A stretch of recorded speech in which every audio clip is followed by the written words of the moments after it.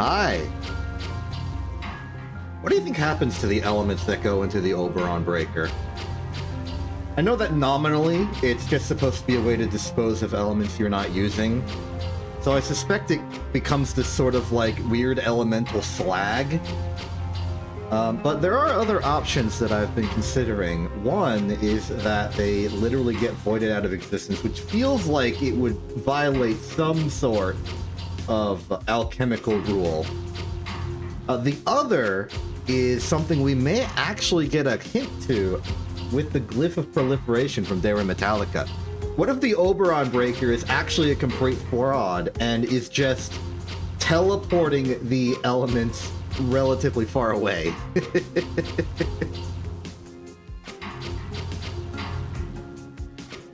And nobody's really realized it yet because it's been teleporting them pretty far, or just someone eats them.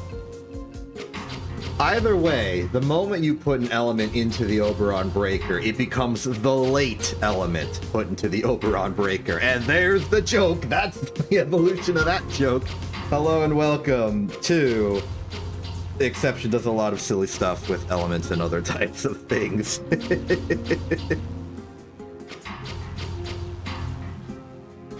Either way, there's actually some news completely independent of my continuing playthrough. As of like a few days ago, a new issue, a new volume even, has been added to the Journal of Alchemical Engineering. What was normally up to this point all volume 99, issues 1 through apparently 12.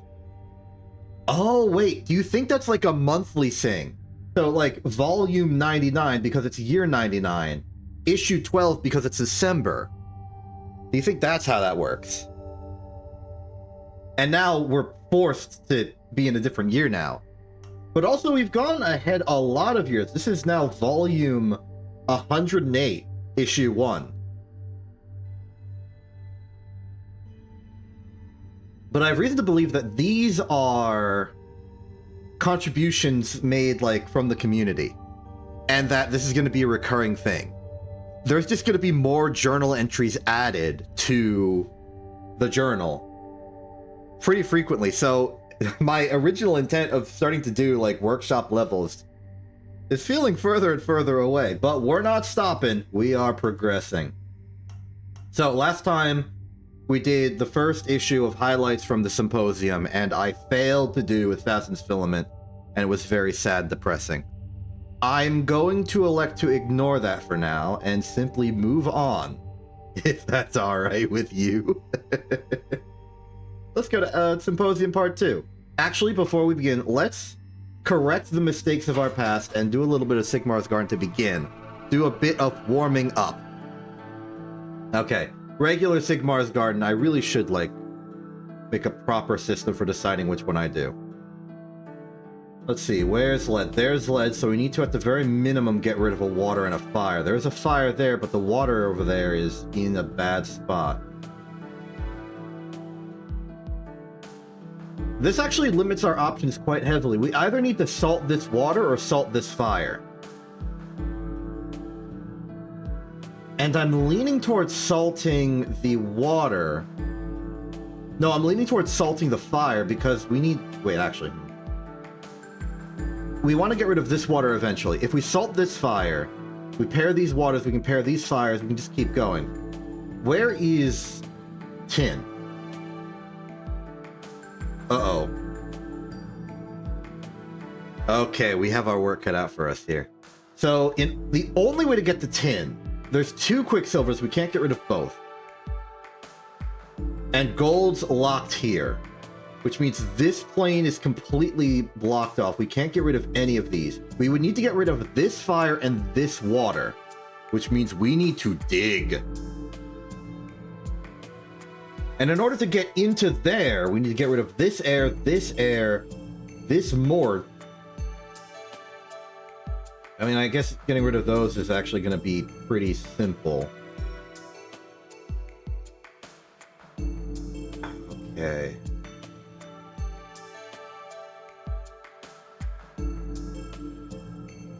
Now, once we do that, we go to iron. Iron is right here, so I'm thinking we use this quicksilver on the lead, and that's fine.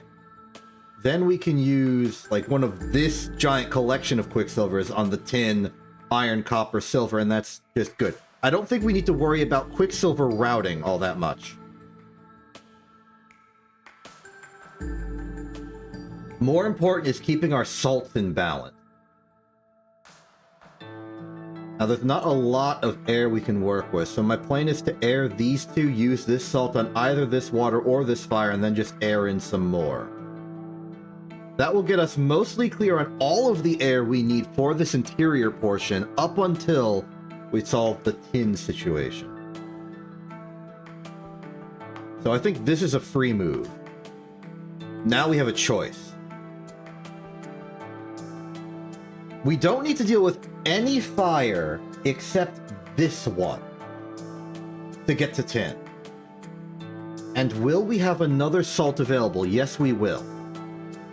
So I think what we want to do is salt the fire, pair the waters, and then get ready for our next salting for that fire.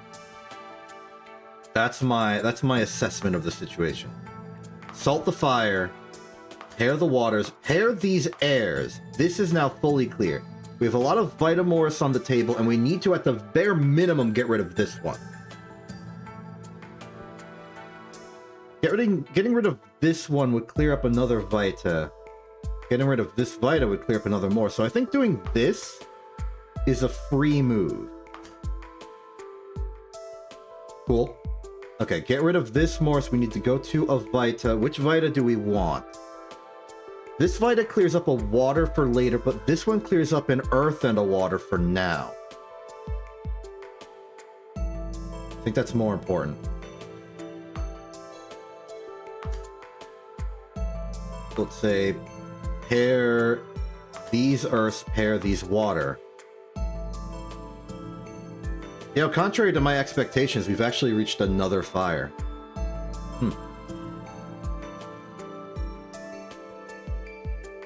I guess this is actually gonna work out to our benefit, because we needed to actually get the lead out. And now we can get the lead out.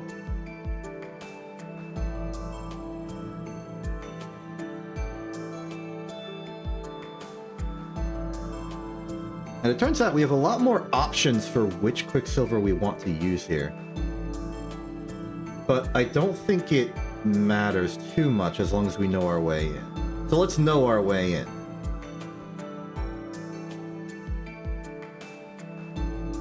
In order to actually clear up to that tin, we will need to get rid of all of this triangular wedge. Which means these two salts must go. I understand, Thega. I understand. If it helps, the thing we're doing right now is basically solitaire. This is not the game. Well, it is the game. Every Zachtronic mostly has a solitaire in it. And it's mostly a distraction. They put a game in the game so you can distract yourself from playing. Yeah, it's a bit more like solitaire mahjong. But basically, you just pair up two things and they disappear off the board, and you can't select the thing to remove unless it's got 3 empty spaces so that you could, like, physically slide it out. That's the gist here. I'm just trying to dig my way down. Well, we can get rid of these earths and this earth, and that clears this edge of the triangle.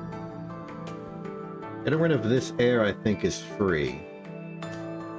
We now definitely need to get rid of this lead, but this salt also needs to go. I choose to use this quicksilver.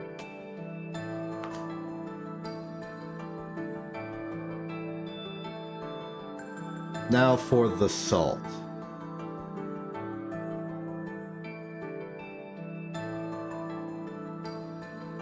I think we have a problem.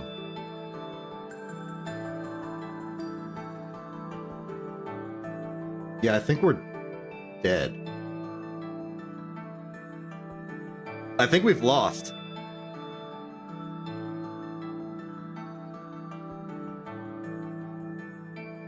Yep. Have a good terrorist interaction. Maybe I shouldn't have said that in context. It's Counter-Strike. For any third party confused, it's Counter-Strike, don't worry. I think we've lost. Because we need to get all 3 salts off the board, but we only have access to 1 fire until we get rid of 2 salts, and we can't get rid of the same 2 salts. Like, so we're always going to have a fire imbalance now.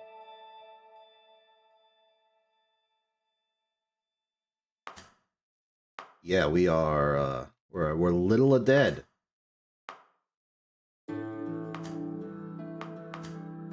So ends the puzzle.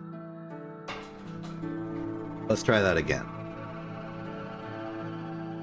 Okay, air is here. Where is lead? Ooh, lead is deep. Tin is deep. That's spooky. Iron is way over here next to a bunch of quicksilvers. This is going to be our quicksilver tail. Iron. Copper is here. That's not really in the way, though it is hogging up all the fires. Then silver is here, then gold's in the middle. Okay, so we just have to dig off the left side. And try and use the fires from this lane here. Is what I'm seeing. Well, there's a free earth. Fire goes out. We now have a Morse. We compare to that Vita. That gives us another fire. There's a water and air available if I clean this out. The last Morse is here and here. We need to get rid of both? Can we get to this? No. No, we cannot get to that. So if we're going to get rid of these 2 Morse, we need to use 2 Vita that we can access without using another Morse. And this one is off limits. Which means it must be these 2, which means I can't clear that. Now the bad news is, what the heck do I do about that then? It means if we want to get these air and waters out, it'll have to be done through salting.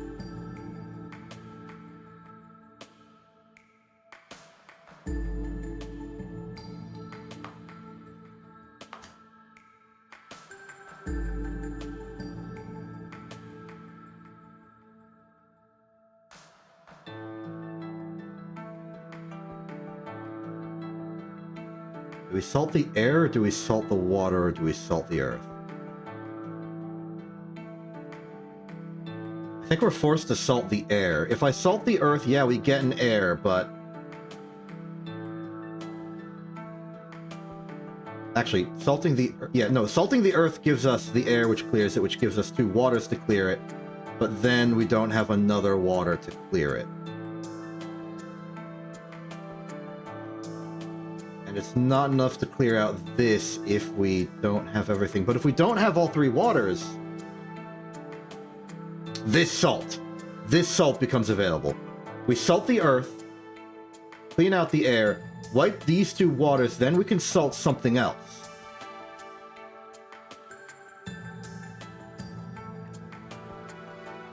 Or we salt the air, get these 2 waters out, then this salt goes to that water, and then we need to salt air, salt water later. Either way, that gets us this Morse, which goes to that Vita, which gives us another salt. Hoi.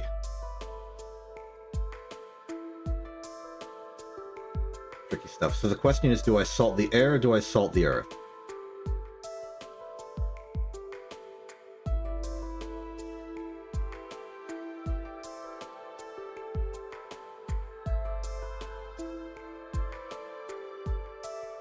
I think I want to salt the earth.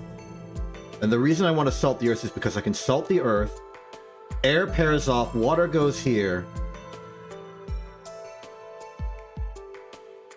I then salt... No, I'd have to salt the air because I can't get to that air without using this salt already.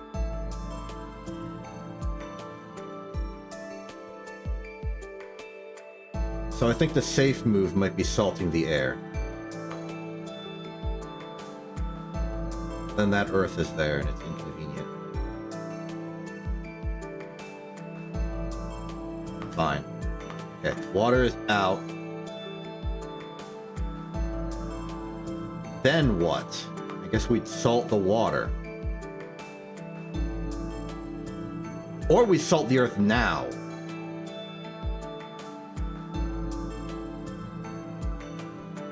That would pair off this air. Then we get stuck with an earth and an air. No, we need to salt the water now. No, we'll get another salt the moment we take out that Morse. So we can salt the earth, do that. Do that, another Morse goes off the board, and then we need to salt that fire.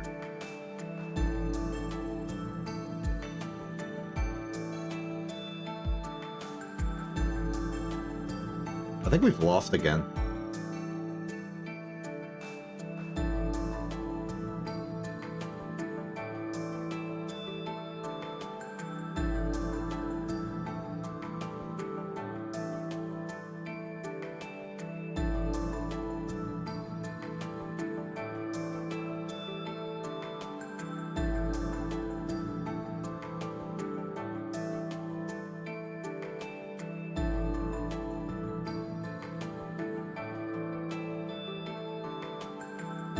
There's no way to get to that because this can't be removed.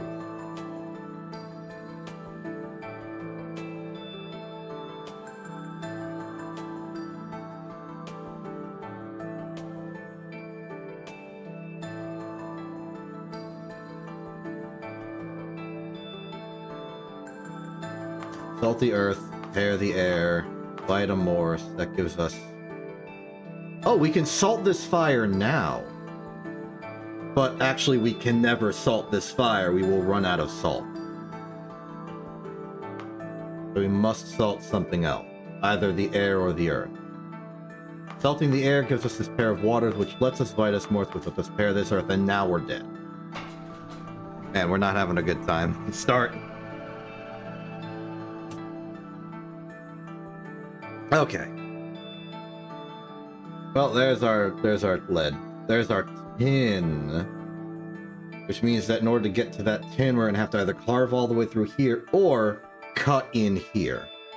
Cutting in there seems a lot easier. Probably using that quicksilver there then. Iron's on the outside of the board. Copper's here. Hello. So I think safe early move is this. Then we can quicksilver that. Now we got to clear out these. Where's a Morse that we can use? This one. Easily paired off with fire. Goes there. We're making some good headway into here, but we just got to make sure that we continue. This water must be removed, but I'll remove it like this. We are now being requested to salt something. Let's just make sure that we're ready for the next thing. Removing this fire would allow us this quicksilver to make the iron, I suppose, or the copper. I've been doing good. I've been busy. But sometimes busy is a better thing to be than other things that you could be. And honestly, being busy has been a welcome change.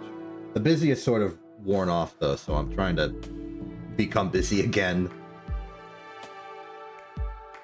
Okay, we can clear that earth. That gets us this air. That can clear out these waters. But a lot of this is just asking the question of where we put this salt. The moment we throw that salt out, we have to ask more questions. Earth to this fire, that just clears up that silver. I think this salt is pretty load bearing, so what if we just double salt? Not the most palatable move, but I think it gets good work done. So nothing's blocking our way to the iron, so I think we can safely use this quicksilver on this tin. Now iron's available, we need a quicksilver. This one is available.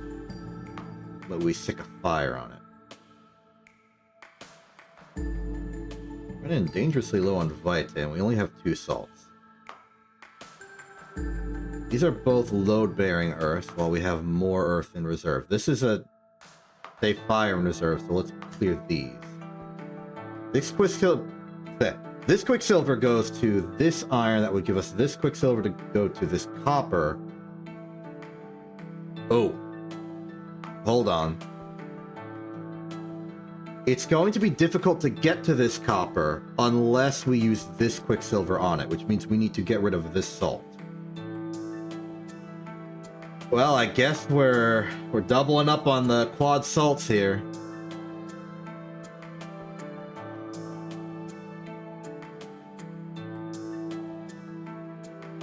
That might not be possible. If we double up the salts, how do we get rid of this water or how do we get rid of this Vita? We need to get rid of this water to get rid of that Vita. How do we get rid of that water? We have no other water to pair it with. Everything else is locked. Which means we have to go through from the left, which means, contrary to my hopes, we need to get rid of this iron with this quicksilver. Now we have water and air to work with. Let's get rid of the air with the only method we have. Let's get rid of these water. Is that going to be okay? I think that's going to be okay. Now we just need to get rid of this earth, and this Vita needs to go. We've got a Vita and Morse in reserve. Copper is now available for this quicksilver. Clears it. Silver is now ready to go. We can get rid of every single fire on the board. Quicksilver to silver, gold's taken for free. Now we just need to clear the board. Water's off the board, air's off the board, earth's off the board, Vitamort, salt. Good. Okay, well, third time's the charm, I suppose. Also, hello. So now we can go to the journal, and we could maybe explore the fun, new, and exciting volume 108, but I would like to maybe just continue as we have been so far. So, that means volume 99, issue 8, highlights from the Symposium Part 2. And we're starting with fire. This description is the same as Part 1, so I'm not going to read it. Explosive Victrite.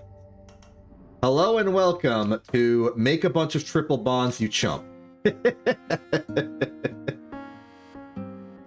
Oh, and the worst part is you gotta make all these on the center core, which is the real headache here. Good luck with that, buddy.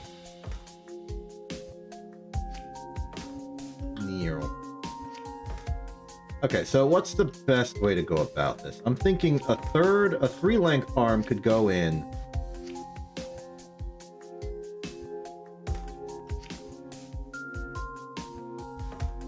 I guess we just like third arm pivot it out, because I'm trying to figure out exactly.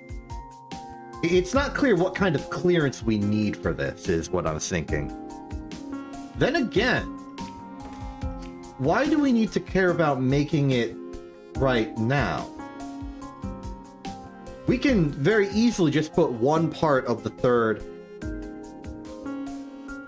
Okay, Larcenus, I'm going to give you a little bit of an instruction. So we're doing machine-based alchemy. Our objective is to take in some amount of inputs and create some amount of outputs, or just an output.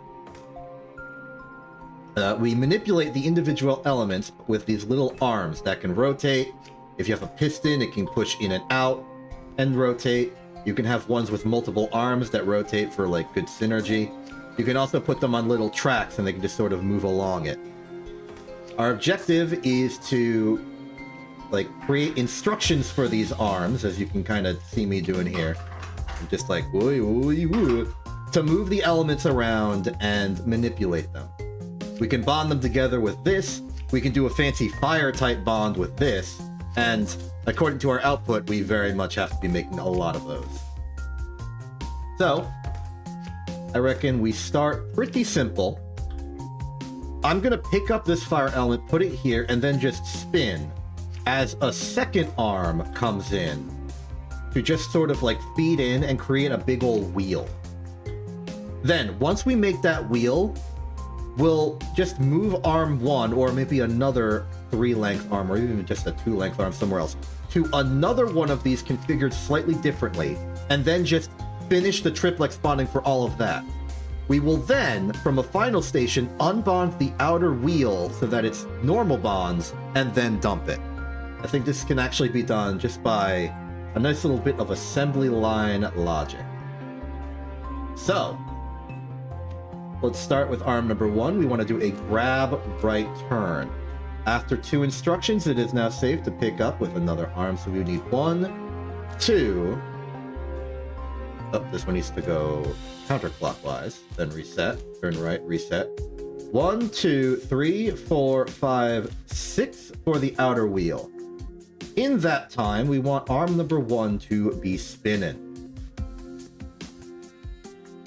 Particularly, we can wait until here, 2, 3, 4...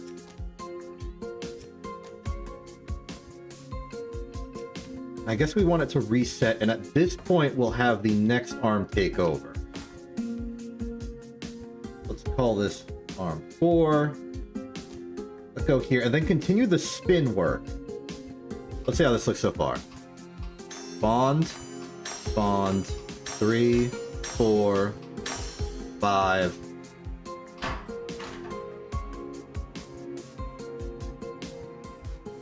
Ah, it's upset because the system has resolved itself.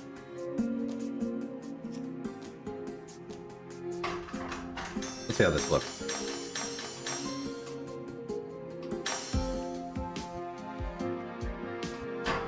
That is the wrong direction to spin, but that is basically the result I was expecting. Oh, we can actually go a little bit further and do double bonds if we spin again before twisting out.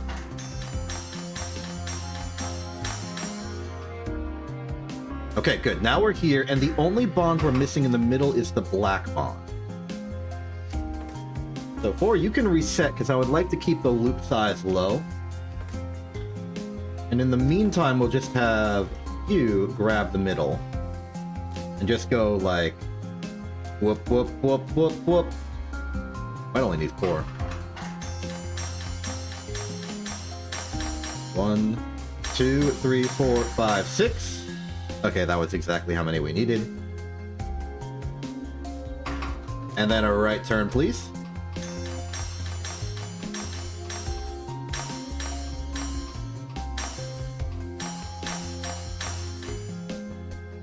Okay, we want this to be a 3-wide arm. Because we want this to be completely over, and all of these outer bonds are the wrong bond. So let's just take a moment to, it'll be here, here, and here.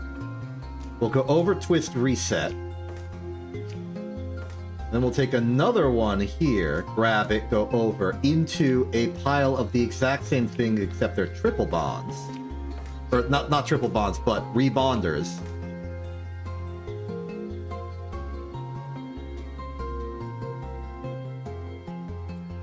It's cool, making an assembly line. So 6 will go out. Actually, when number 5 gets here, it does twist. So we grab it, move out, twist. And then really we could just do that. And then reset. And this is our solution. That said, I think we do have the physical clearance to put this one a little closer. Save on space a bit.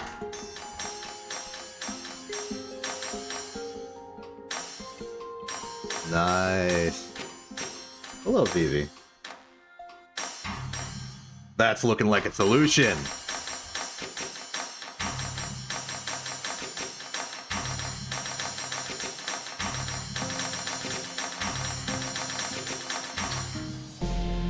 Not bad. Pretty fast on the cycles, too. Happy with that. For the most... Actually, how is the 3, 4, 5... Grab, grab, grab, grab, grab, grab... Okay, so this is throughput maximized. Or at least input maximized.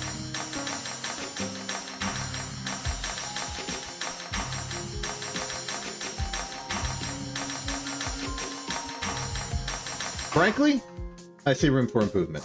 We don't need arm number 5 to be doing all the craziness. We can just have it be the final stop.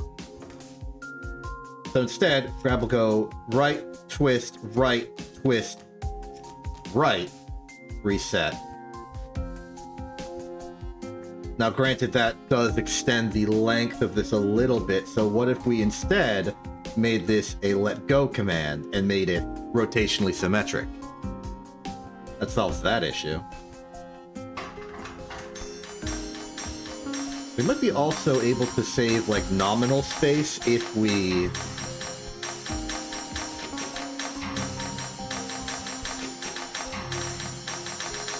Yeah, I think we can nominally save a little space if we put 4 on the inside. I don't know how that changes the...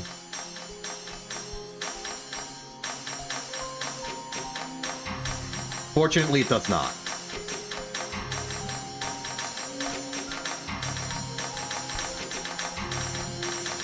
Not too bad. Oh, somehow this has made it larger in area? Or... that might be because of the whole double arm thing. Yeah, compared to that last one. That's okay. We made it 1 cycle faster. And honestly, that's a win in my book. Okay, that's an easy first puzzle. I have good and bad news. The good and bad news is that we have 2 threads to make here. Now I have absolutely no idea how I'm going to logic out electrum spec separation in my lightsaber rules. I think this is the first puzzle we'd have which has 2 threads we gotta make at once. So I'm going to defer the problem to later by making Visualary Anesthetic first. Ooh, okay, we need to... Right, yes. We're making some sort of paired element, and the only thing you give us is stabilized earth and distilled water. Okay.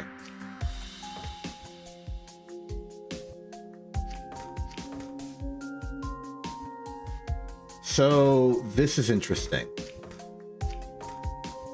They have not given us the Van Berlo wheel.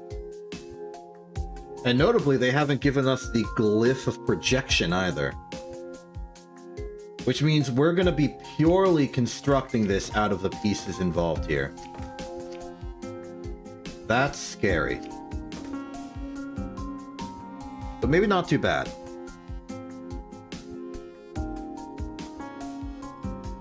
It does mean that 2 different parts of the factory are going to need to feed into 1 input. And we're going to have a heck of a time getting all of these elements where they need... Oh, maybe not. Maybe not. I have an idea.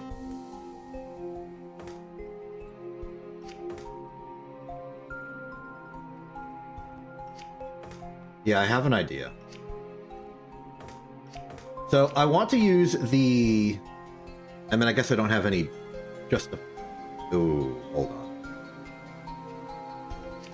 Where the heck are we going to put this salt when we're done with it?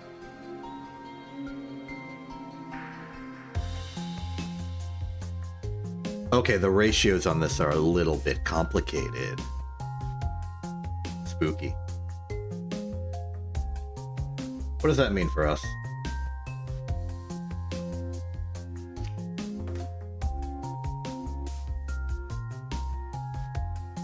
It's this extra salt on the water that really throws a wrench in everything. Because in order to make Vitamorse, we need an equal number of salts and not salt.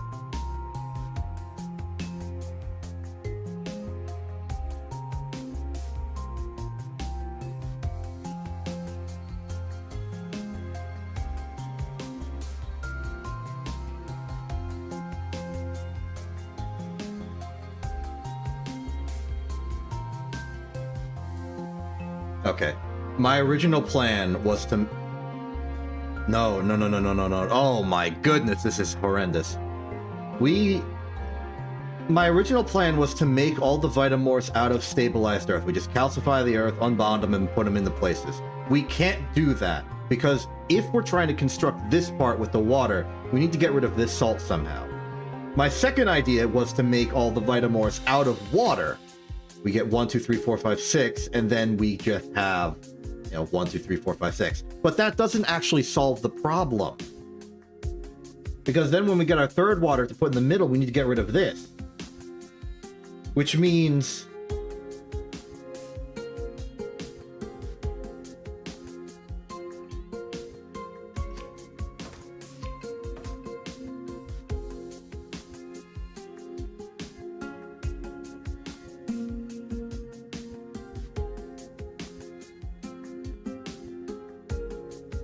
we make our Vitamorse out of 2 waters. Okay, 1 full water and an extra salt off the second water. And then 1 stabilized earth. That's the only way this works. So there will be a full water that's then just ripped apart to make Vitamorse. And then an extra salt from the next water also is contributed. And then separately, a final pair of Vitamorse is made by Stabilized Earth. Okay.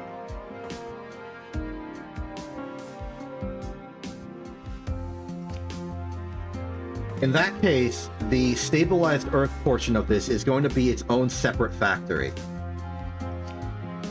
The water will go in, make a Vitamorse. The second Morse, or maybe the first Morse, will be ported over to the Stabilized Earth factory as just an extra Morse input. Then this will go and make its own Vitamorse. Then that'll give us a Vitamorse, which we then just bond together with the next Stabilized Earth, and we have that element. Meanwhile, whatever we're doing over here is going to be a bit more complicated, but at least we can understand this. Let's mark it. Let's say that whatever we do, we'll get an extra Morse input from the Department of Motor Vehicles.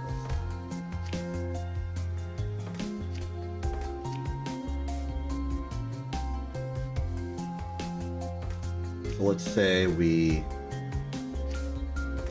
Unsalt and debond is mandatory.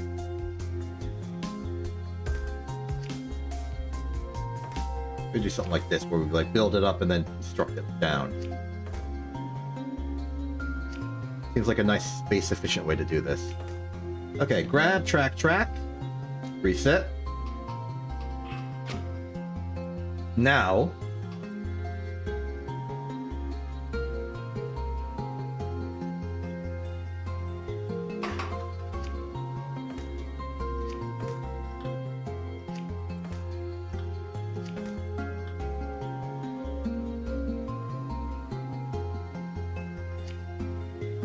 this does not have the symmetry I was hoping for.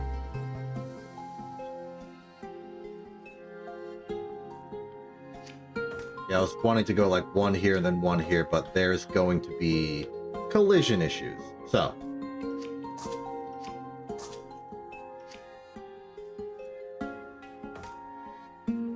Ooh, down here might work. Fancy. We are in danger of slapping the next salt, though.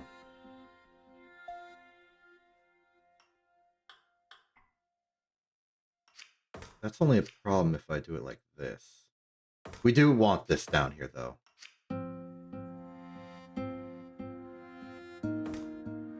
Okay, let's say I... this whole arrangement up slightly.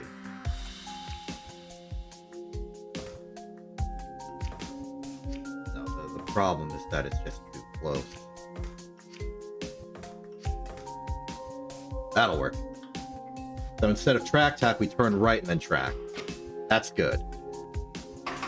Then arms number 2 and 3 can grab, turn right, and reset immediately. And that's our Vitamorse. Some of them at least. I am giving up any pretense of this being throughput consistent. We're just going to have to do a lot of crazy stuff and hope we can get functioning factory out of it.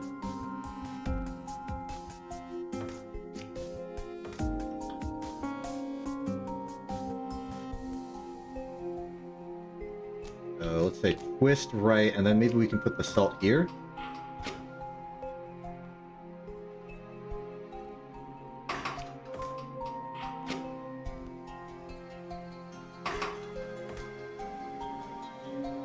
there, maybe Devon there. Okay, so that is a way to get those 3 salts available.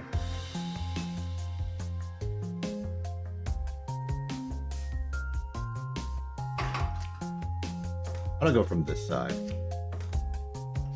And the reason I want to go from this side is that the next water we pick up will be part of the solution. So we can put it up there.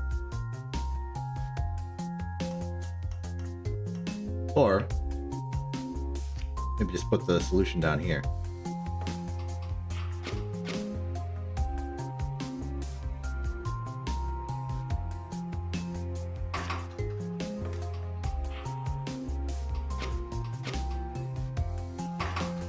Before it can reset. Yeah, the speed is going to be a problem, but we're about to make speed irrelevant. We can then grab here.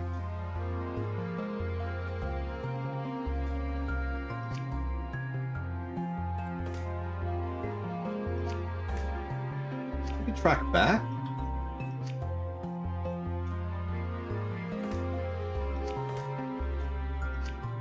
No. We want to twist here. What's it safe to grab? Really, just immediately. Oh, nope. 1 delay. That removes that bond. And from here, we're theoretically waiting for the Vitamorphs to be prepared. So let's prepare the Vitamorphs off of this. Let's just buy us some time.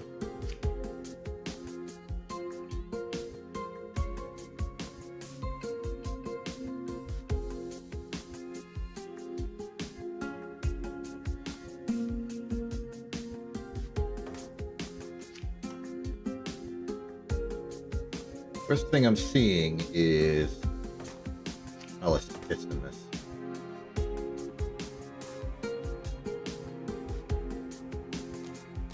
Piston forward. Then you grab right.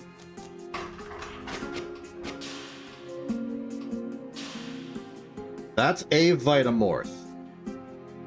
One of them.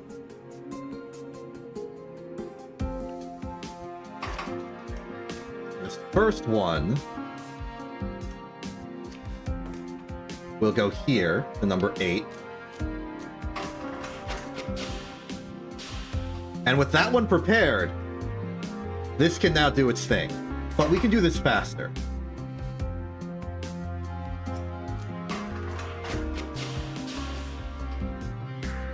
Great.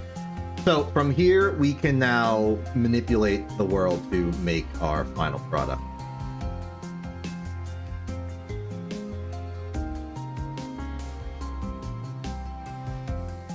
Question is, how exactly do we want to do that?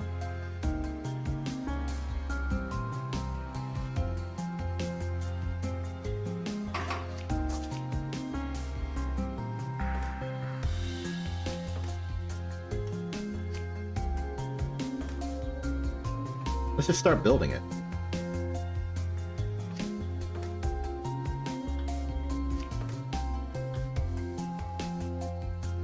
This can go out that way. This will need to find some world. Right now, this can go like that.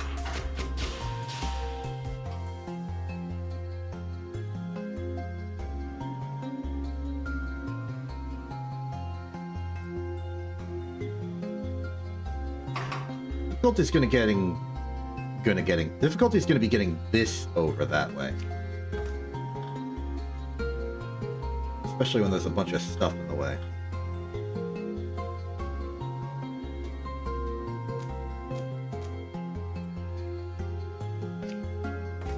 What's that at? Clearing problems.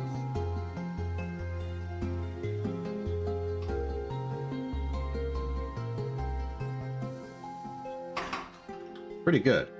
Let's go in, out, then we can track over once.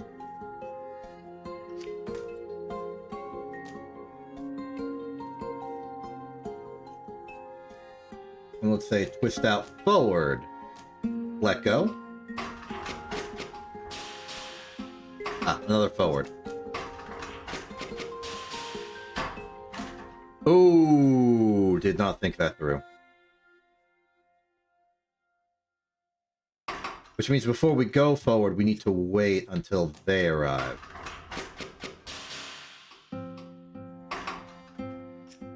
Maybe one sooner. Not one sooner at all. Okay, that looks nice.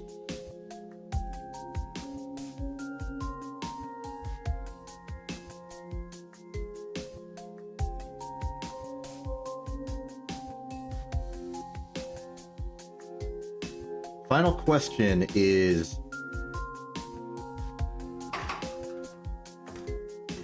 I'm starting to think, maybe we trill the whole thing as we have it. Also, it occurs to me that I have the element words. Oops. Yeah, I have them backwards. This is supposed to be the earth, that's supposed to be the salt. My bad. It's actually very easily fixable. Let's do that. No, just do that. Fixed it. I'm imagining a world where I can turn this whole thing once to the left, but I really can't because this arm's in the way. But also, I just put that arm in the way, so maybe just put it out of the way, dummy.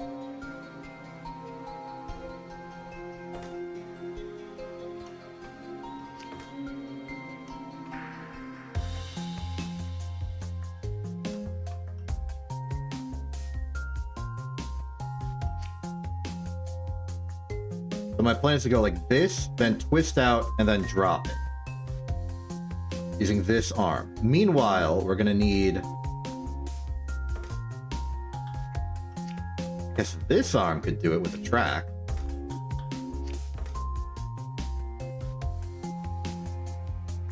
So number 10's done here, which means we can grab it safely here, turn left, then twist, and out, and that will be, well, part B.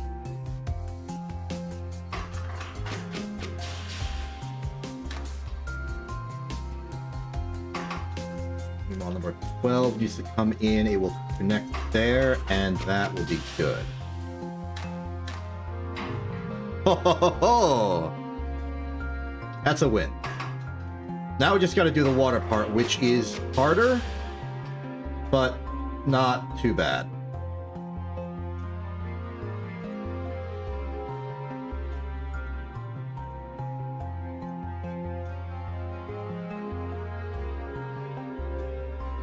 Okay, it's a little bad.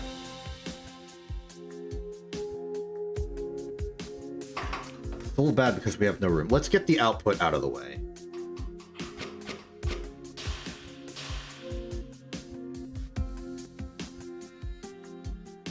Then a pair of arms can simply shunt these over. Would love to do it with just pure track, but I think track and piston might be the call.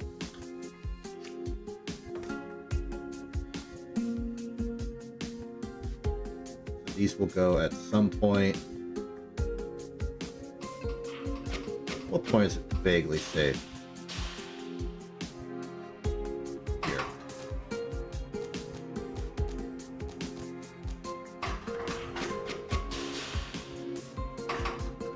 We can go earlier. Maybe even earlier.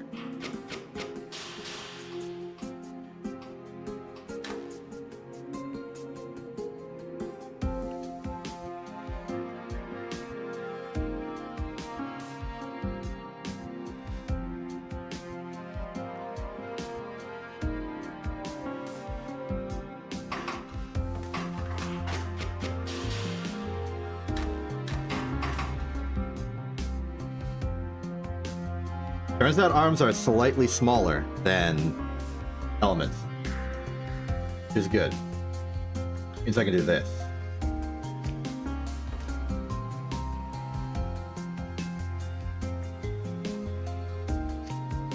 Then it means I can do this.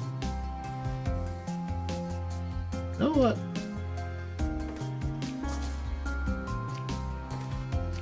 track it like that. Number 5.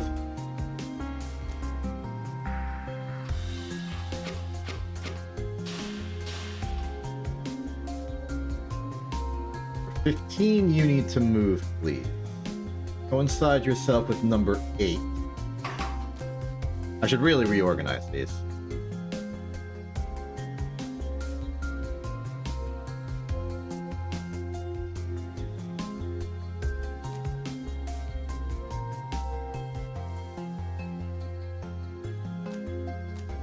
Oh, then you can do it again. And in that time, we can have another arm here ready to twist it to a better position once 5, well, once this is attached, I suppose.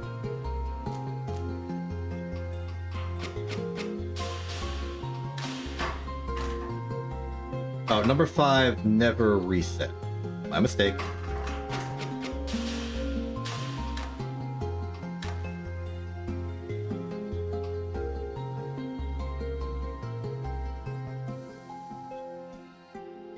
And then number 16 can maybe track...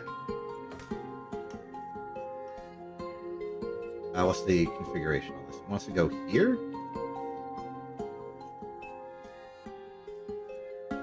Yeah, it's a right hook from the water.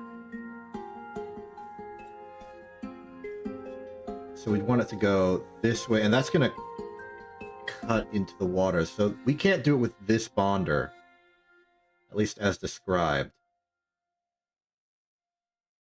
I can make room. How do I make room? I put number 7 there and turn the other way. I did not think of this. Oops.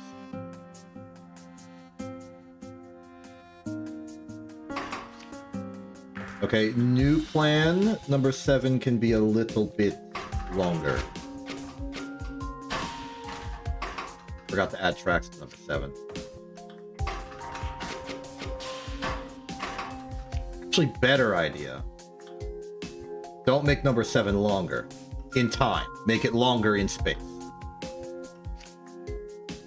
So if it needs to pick up here, then simply let it stem back and then move forward. Okay, good. That then solves this problem.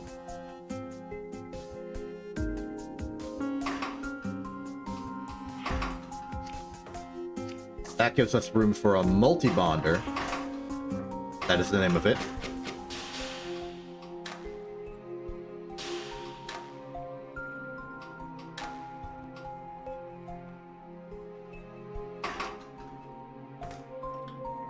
Gives us room for this number 17.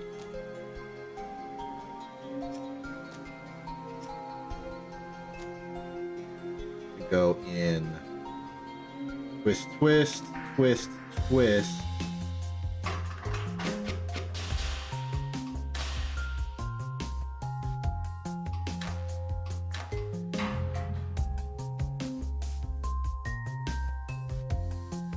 That's the configuration, yeah? That's the configuration. So it connects, then we move out, and where can we fit this? We're grabbing it by the water, it will be in this configuration, it'll go out, out, twist. That's good. Okay, remove the extra time, we no longer need it. What is our bottleneck? Our bottleneck is number 10. Interesting. Actually, that makes sense.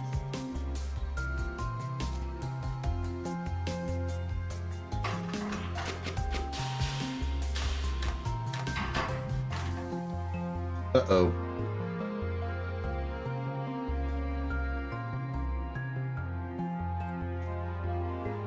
Looks like we don't have enough time.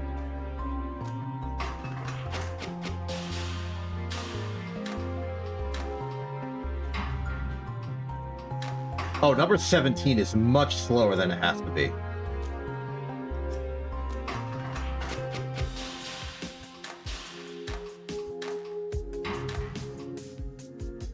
Much better.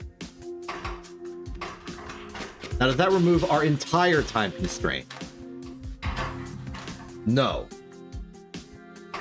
I think we need to wait one more.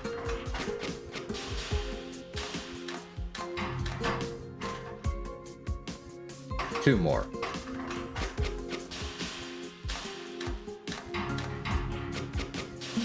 That looks nice. We can just about fit it all on screen, especially if I go over here.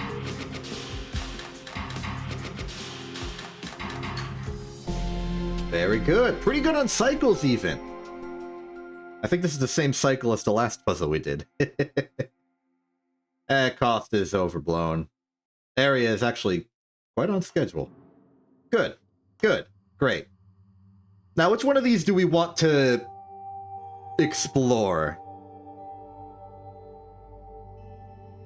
Because I'm going to do it not thread, thread, not thread, thread. But which not thread and which thread we do is... well, it's up to us. Celestial Thread looks promising in its simplicity. I can already see that the magic bullet is going to be a right diagonal for our infinite, which is interesting, but doable, especially considering it's 4 tall. I think we can lightsaber this one. Ooh, hold on, there's a complication. Oh. I see you wish me to do some advanced metallurgy here. So what, at tin, we go copper, or iron, copper, silver, gold. So we need 4 per.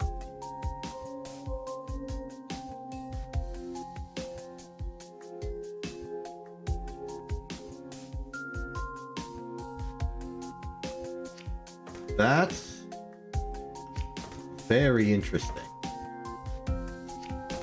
Considering our repeating structure is this. So tin, iron, copper, silver, tin, iron, copper, silver. There's not enough.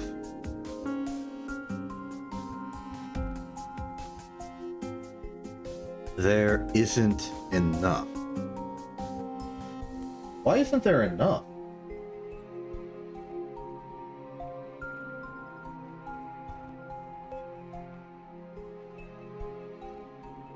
There isn't enough because we have the Glyph of Purification, I see.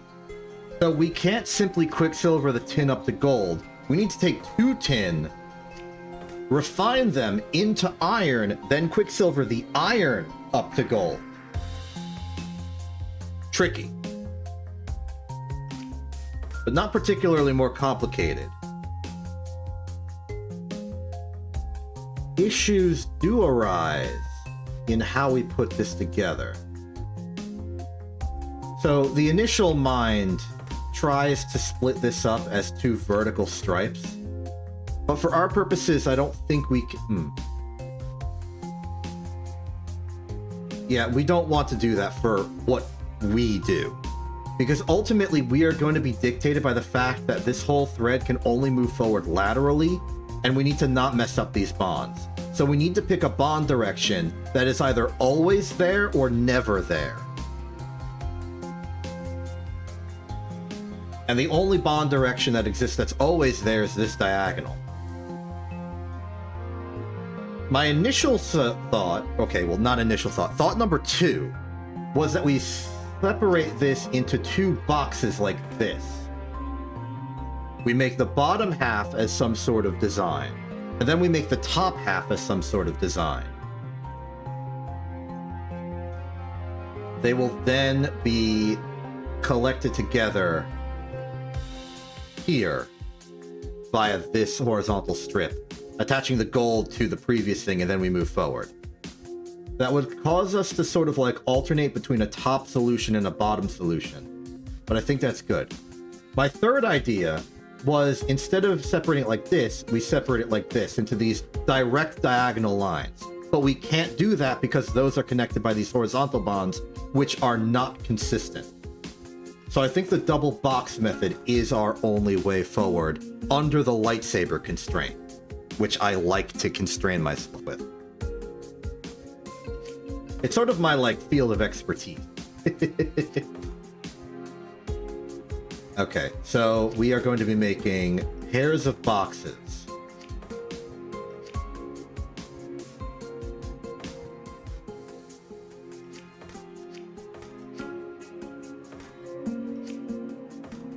First thing we naturally have to do is make an iron line.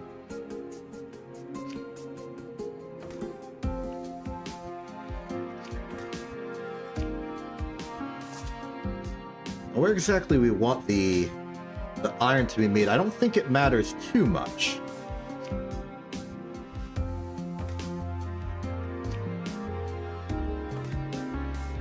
The difficulty here is that we're going to be needing to manipulate a lot of molecules that will need to simultaneously exist. The fact that we're making very small and flat objects just by a little square, it's not that bad.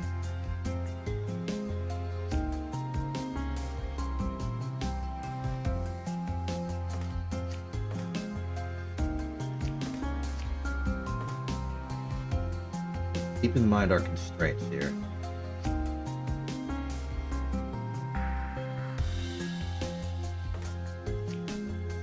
Around.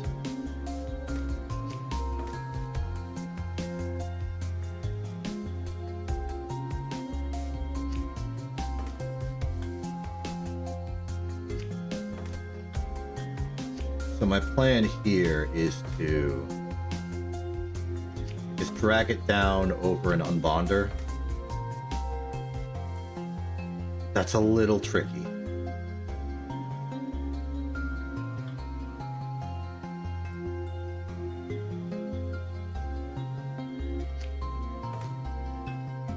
Okay, getting the tin ready is going to be an operation.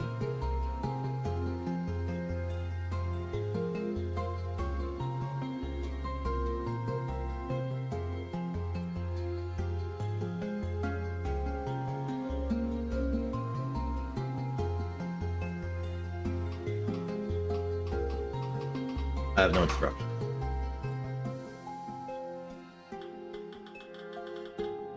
Oh, you know, this can do double duty.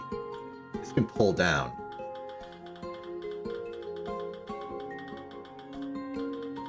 Provided that was the correct direction to go. That's fine. I will make it the correct direction to go.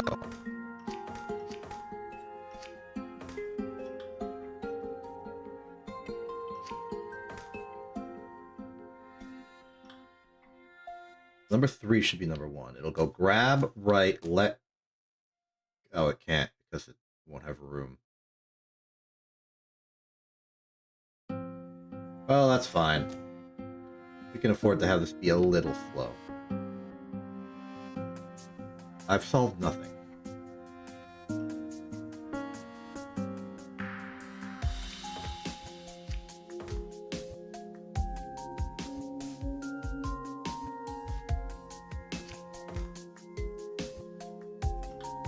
Oh, here's a way to do it.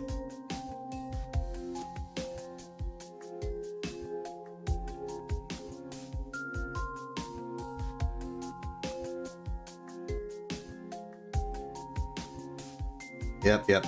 Classic manipulation difficulties here. Okay. Start simple. Move that tin, make it iron.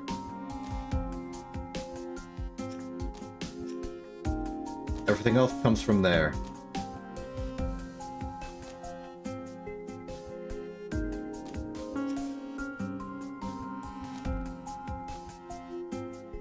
What, we don't need arm number 3. I'm going to repurpose arm number 1. I'm going to give it a little bit of a tiny track.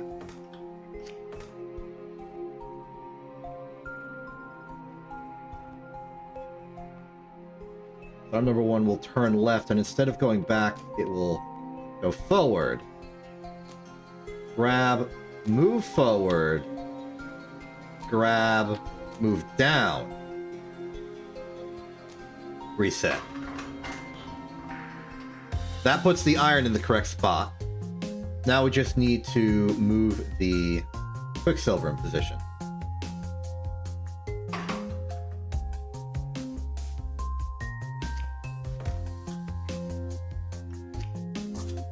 That can simply be done by doing grab, forward, reset, 2, 3.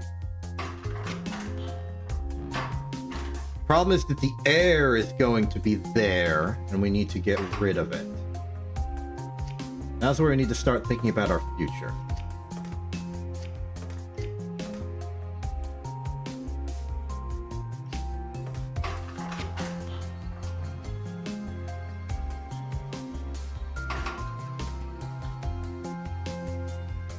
Arm can take this, move it forward, reset, take it, move it around, reset.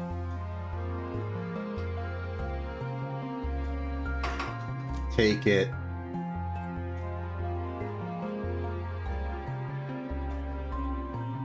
Ah, this is where we can do some fanciness. Grab it, move it in, turn left.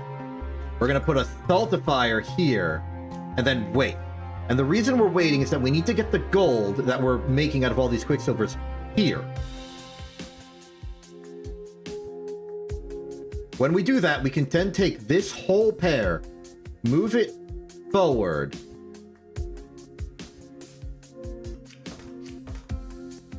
and then start constructing this block. Now, the way we're going to construct the block is the air molecules are going to be here. We will either move the gold and salt combo here. Okay, we can either move the gold and salt combo up here to this spot, then move these airs up to match.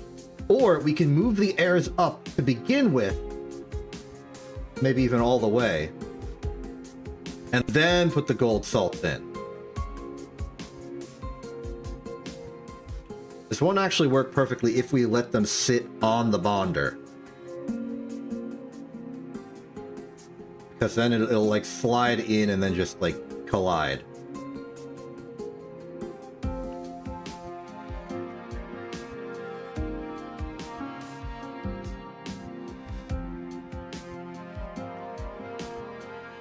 That'd be solvable if we like turn it in from here at the same time. But we'll experiment. Let's just confirm that the rest of it's working so far.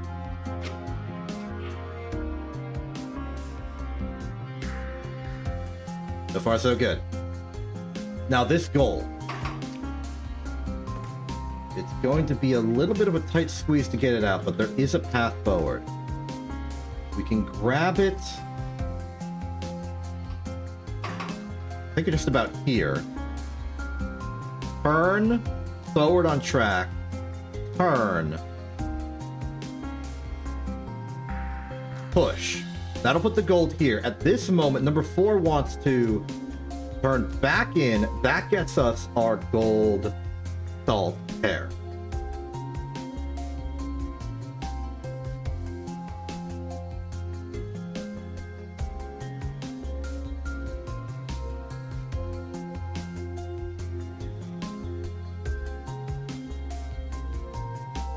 And then push again and reset. And let's not have both bonders here. I think that's overkill.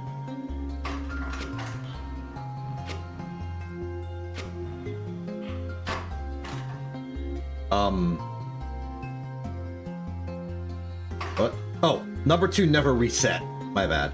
And also number 2 doesn't have to be a piston anymore.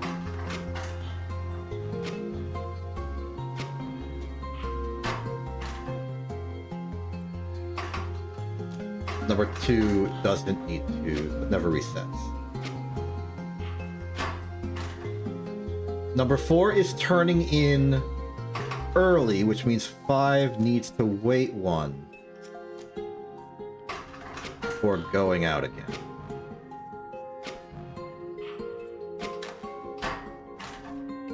And then 4 needs to let the heck go. This should leave us with this, yes.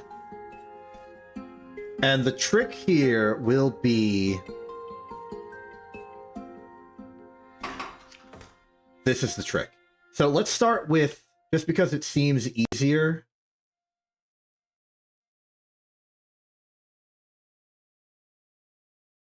Ooh, number 3 is going to have a bad day. Especially if the rest of the factory is starting to move already.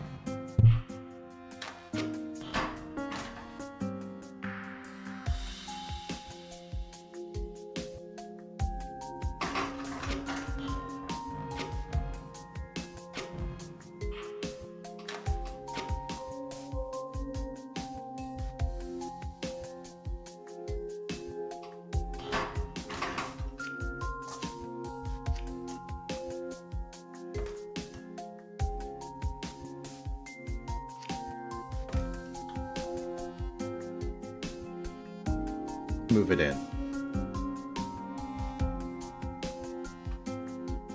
So we can grab there, move it in along a track, and then another track.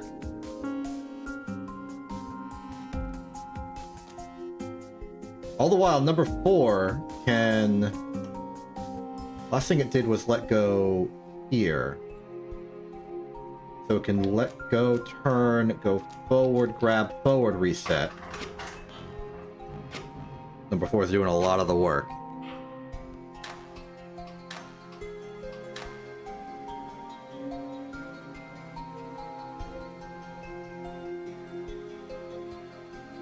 And that is one of our elements.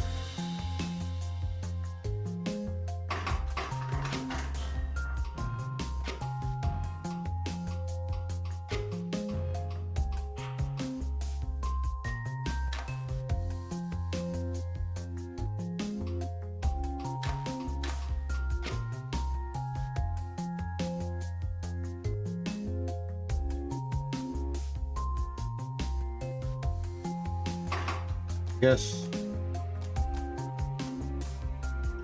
we can reset, turn right, grab, go forward some more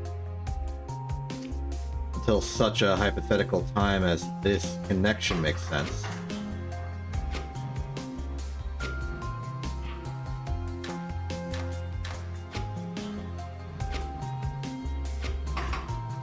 And then reset number 6 again, please.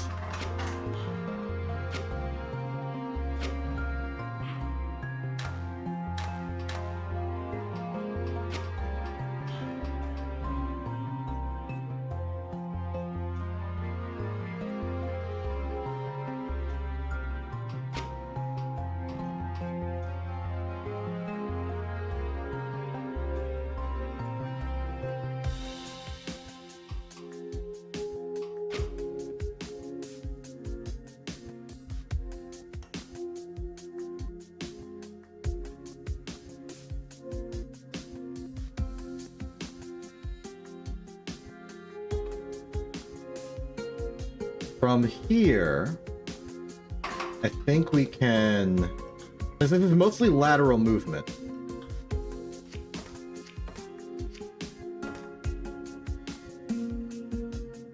What we do is 7 and 8 will work on the second line.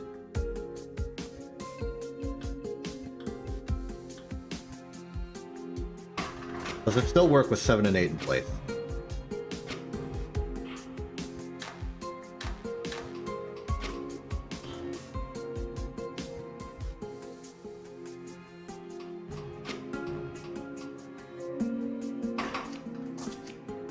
Let's do it with 1. Also, we need to repeat everything that has already happened.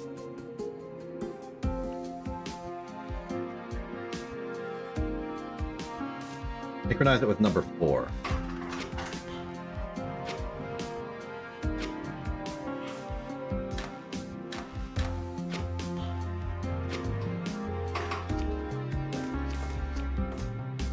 Then, the second time around, when number 4 dropped the element,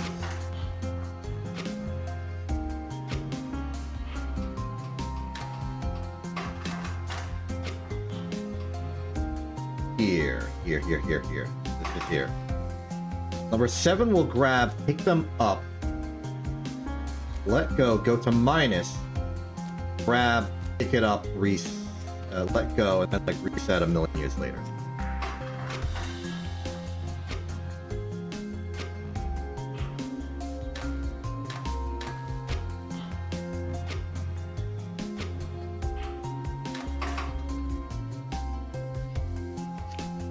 Also seems important to state that 7 actually should move out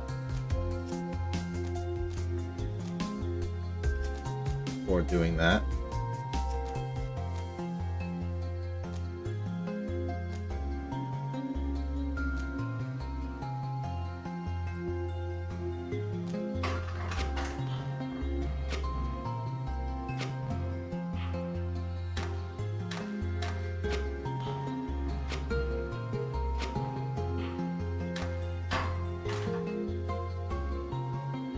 And this is the critical point where number 6 does something completely different.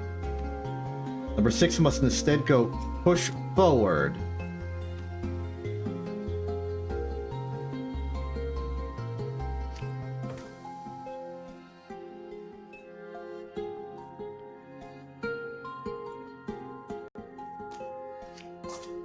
Doesn't matter.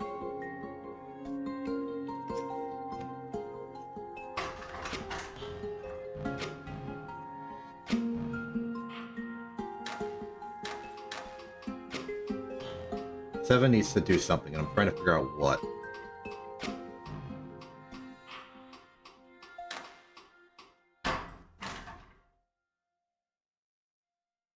Number 4. Oh, number 4 doesn't need to do anything past the initial let go either. Because that job's being taken by number 7 now.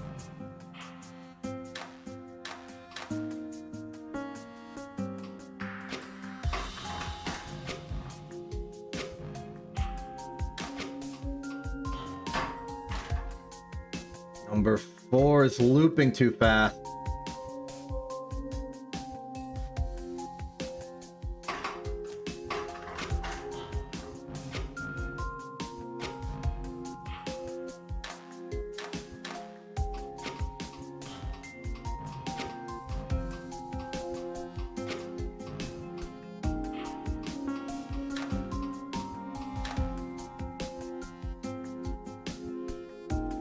From here,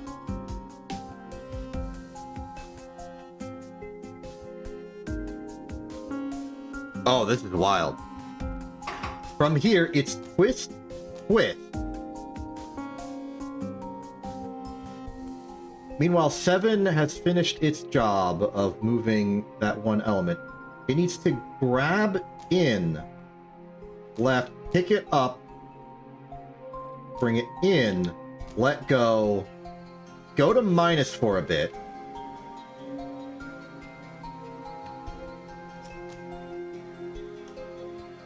Will then be here with 6 holding on to it like this. Twist, twist.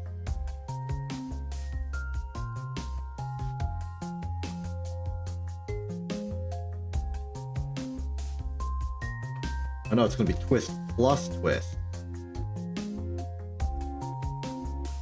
Be holding on to gold at this point. It then needs to move in 1.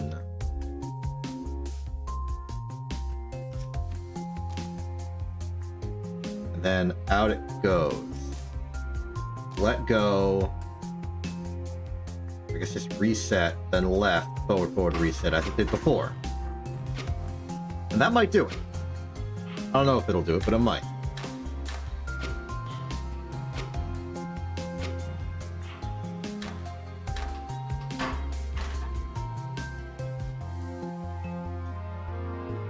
Oh.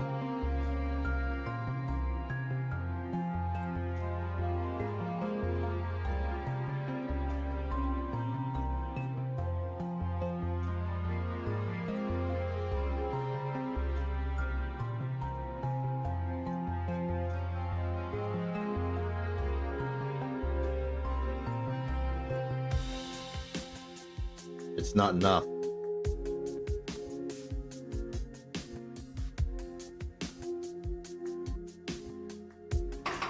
Seven needs to do something else.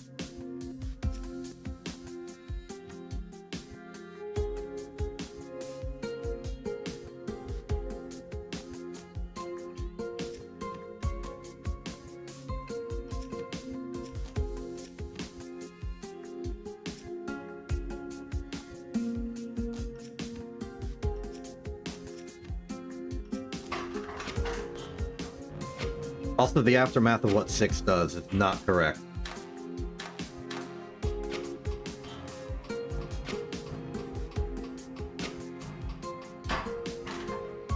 We need more room.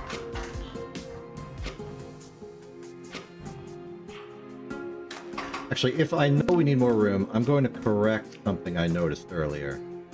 Unless that 3 can do that. I guess it's a little room.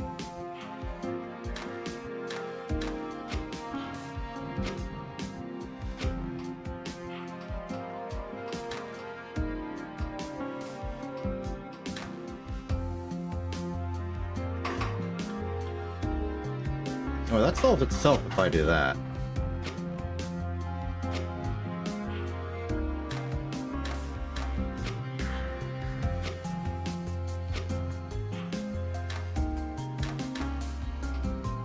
Ooh.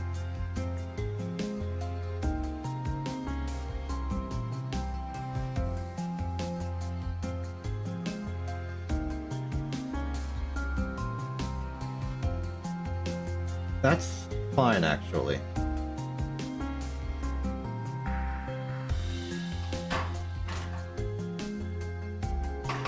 Seven, it's not time for you to reset yet.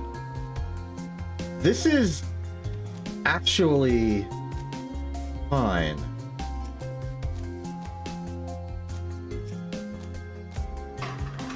So we need a way to get it up there, and any extra bonds we can just remove. Like, air to air is not an issue.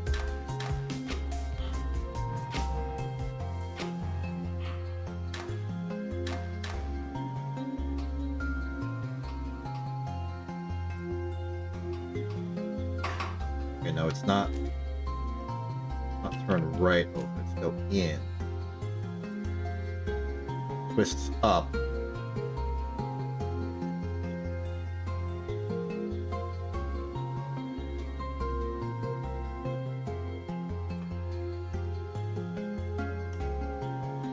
Twists up. I need to see this again.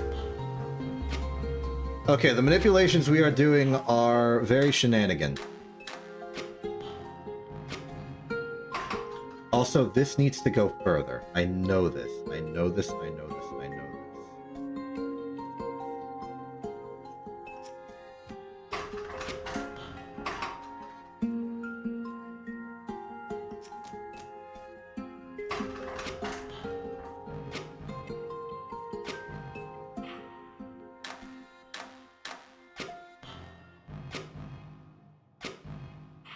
7 does not need this. 7 can just turn over.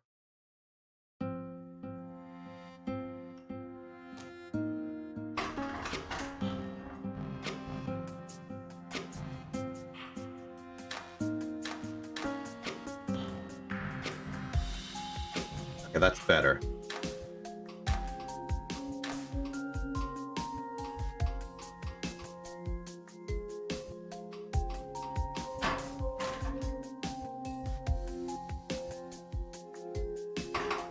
Needs to be forward on the track, twist, and then turn.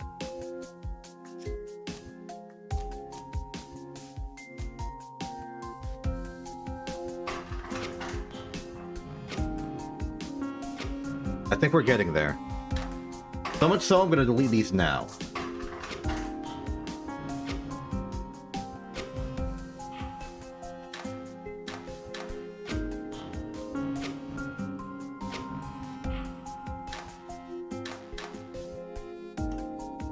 Ah, okay. So this twist must be eliminated.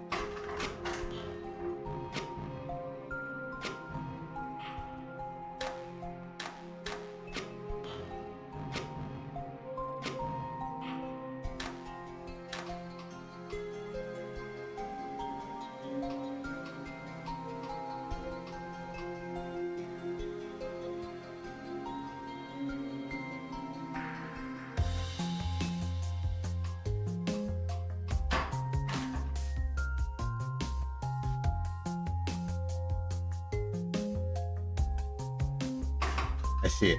Go forward instead of grabbing. Then grab, then turn left immediately. There's empty space that's doing nothing.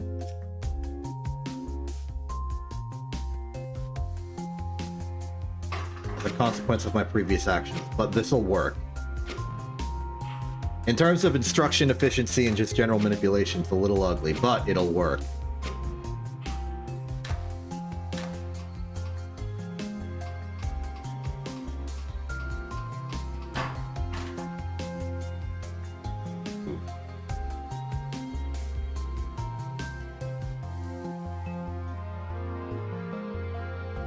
How do we solve that?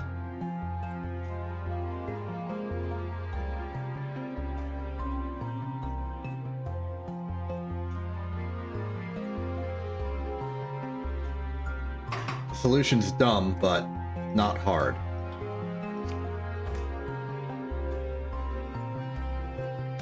Seven needs to hide further in the recesses of society. Then, once we move forward to pick it up, we can move backwards, turn,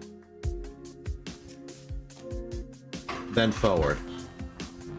How forward do we have to go? I don't know. In fact, I'd rather have it extend and then simply track the rest of the way.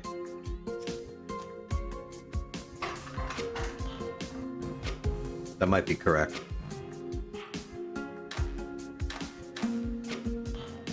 Hold the line. Goes here. Twists it. Grabs from here. Goes back. Twists it. Pushes. Forward. Forward. That is too far. One less. But so ends the puzzle, I think.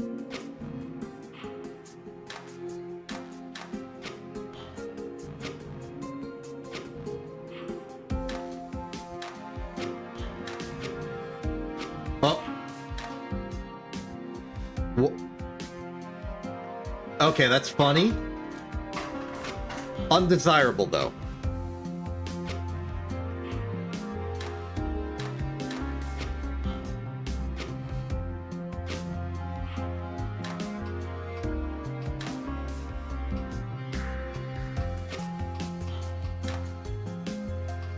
No. One more.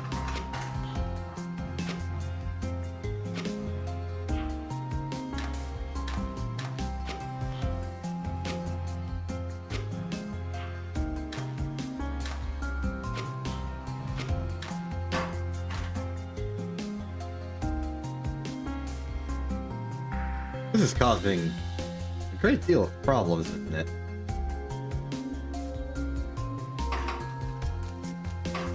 I'm adding two more.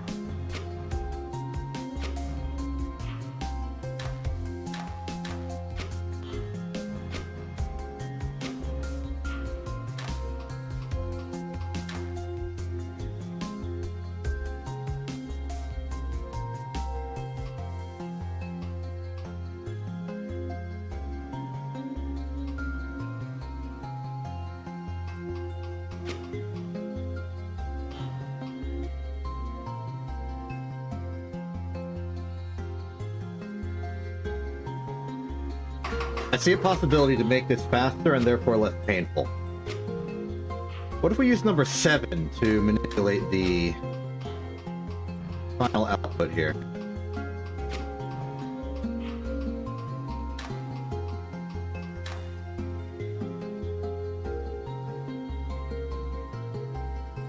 What we're really looking for here is just another turn left. They let go of everything on the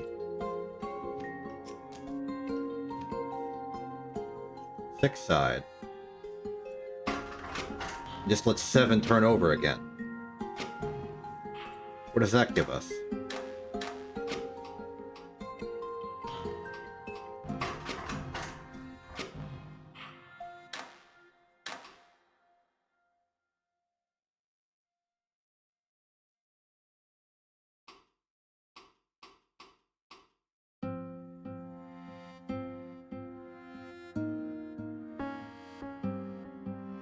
From here,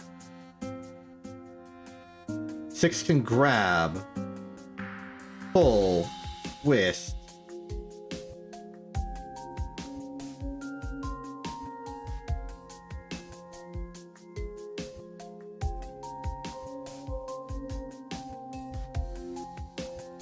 pull, twist, yeah, pull, twist, twist, turn.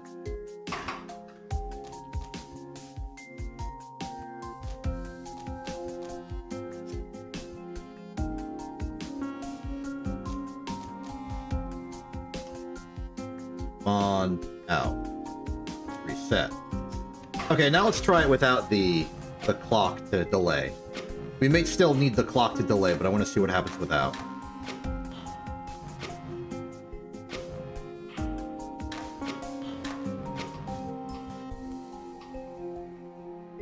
Oh yeah, we're gonna need that,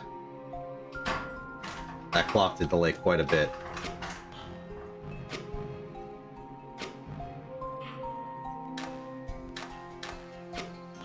Number 4 is just too good at its job. What if we made number 4 stall a little bit? The first time around.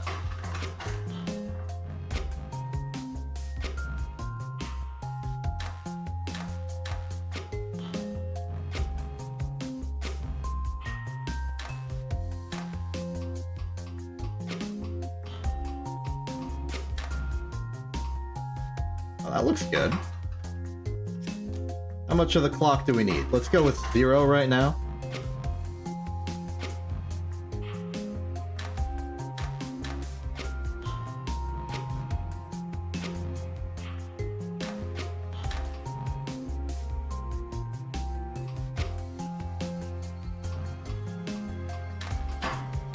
No, absolutely not. 2, 4, 6. Let's do 8.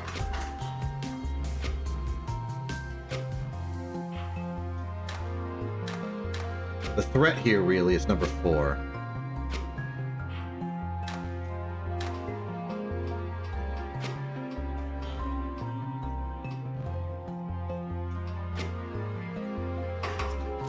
We can stall it by 1.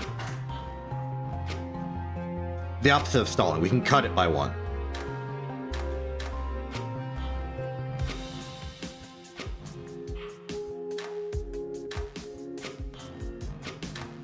Ho, ho, ho, ho. That's a win.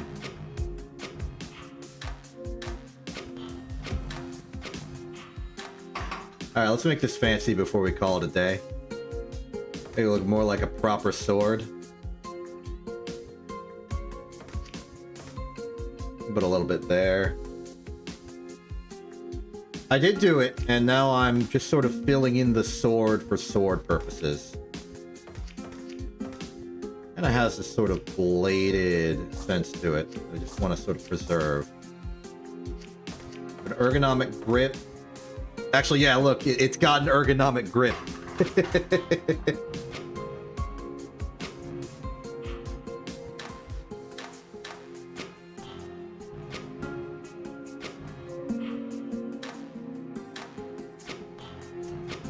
Whoa, whoa, whoa, whoa, whoa, whoa, whoa, whoa, whoa, whoa, whoa, whoa.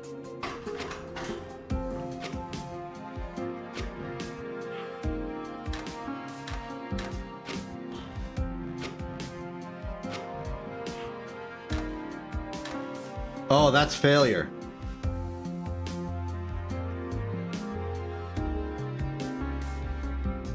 Uh-oh.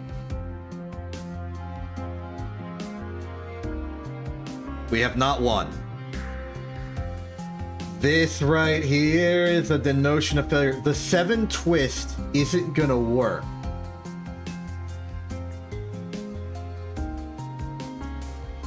Because it cuts the salt out of bounds.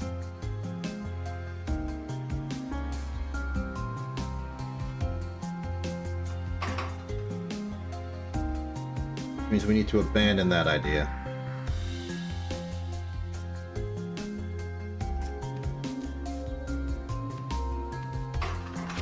Alright, back to the drawing board on that. Now, it would have solved the puzzle, but it's not solving the puzzle under the lightsaber constraint. Which I care more about.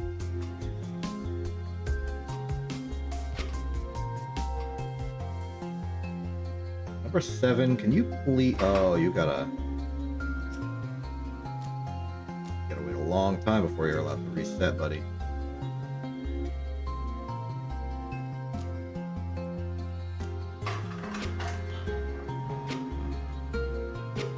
Okay, number 6 is gonna need some fine-tuned adjustments here.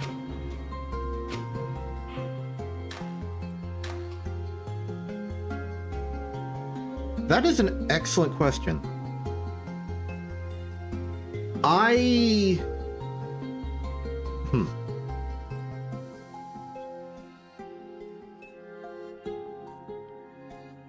It's a little awkward because the system is very much designed around like a constant feed of inputs to outputs instead of like just a solid existing core, but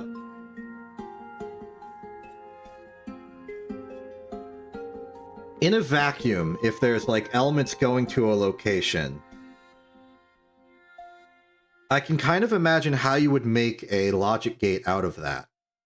You could have inputs, you could have output. Yeah, I'm pretty sure this is Turing complete. The timing would be immensely jank, though.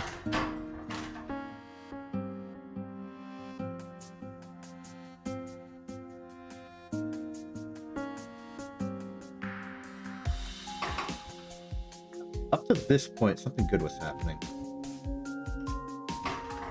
What was going on here?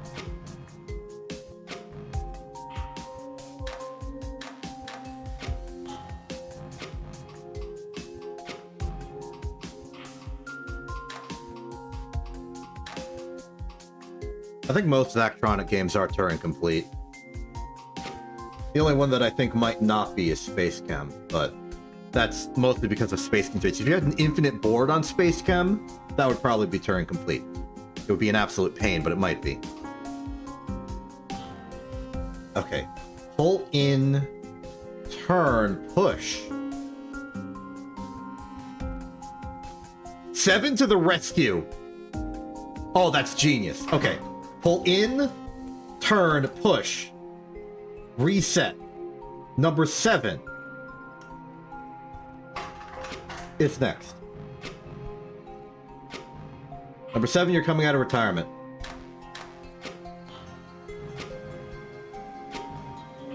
You're the key to this.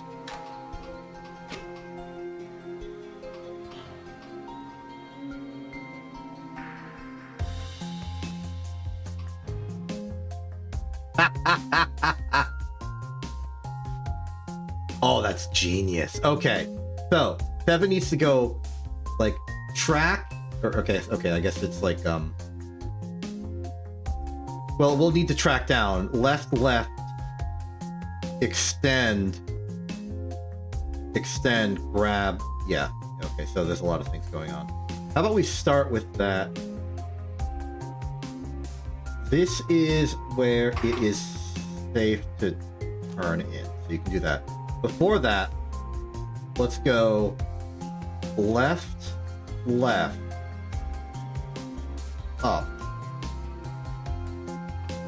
up, and you go forward here, and then you can grab it, then you can go forward, you can twist it, go forward again.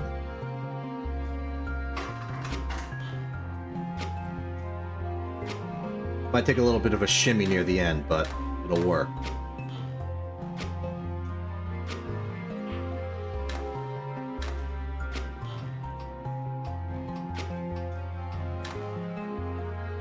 Yeah, we can't go farther, so let go, in, grab, out, reset, and that's victory. Now let's get rid of the timer and see if this new method is any way better. Because one of the advantages is it gets the gold out real quick.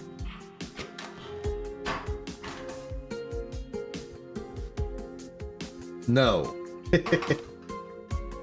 Alright, give me like 4 cycles on that.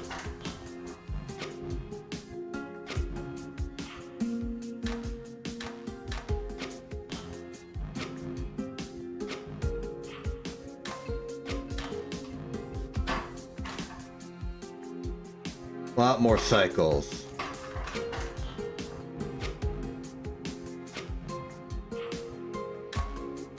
It is a complicated doohickey, but it's a complicated lightsaber doohickey, and that's all I really cared about. Okay, grab, pull in. We need one more delay, and then this must be a solution. Get out of here. Here's our lightsaber. Lightsabering up the place.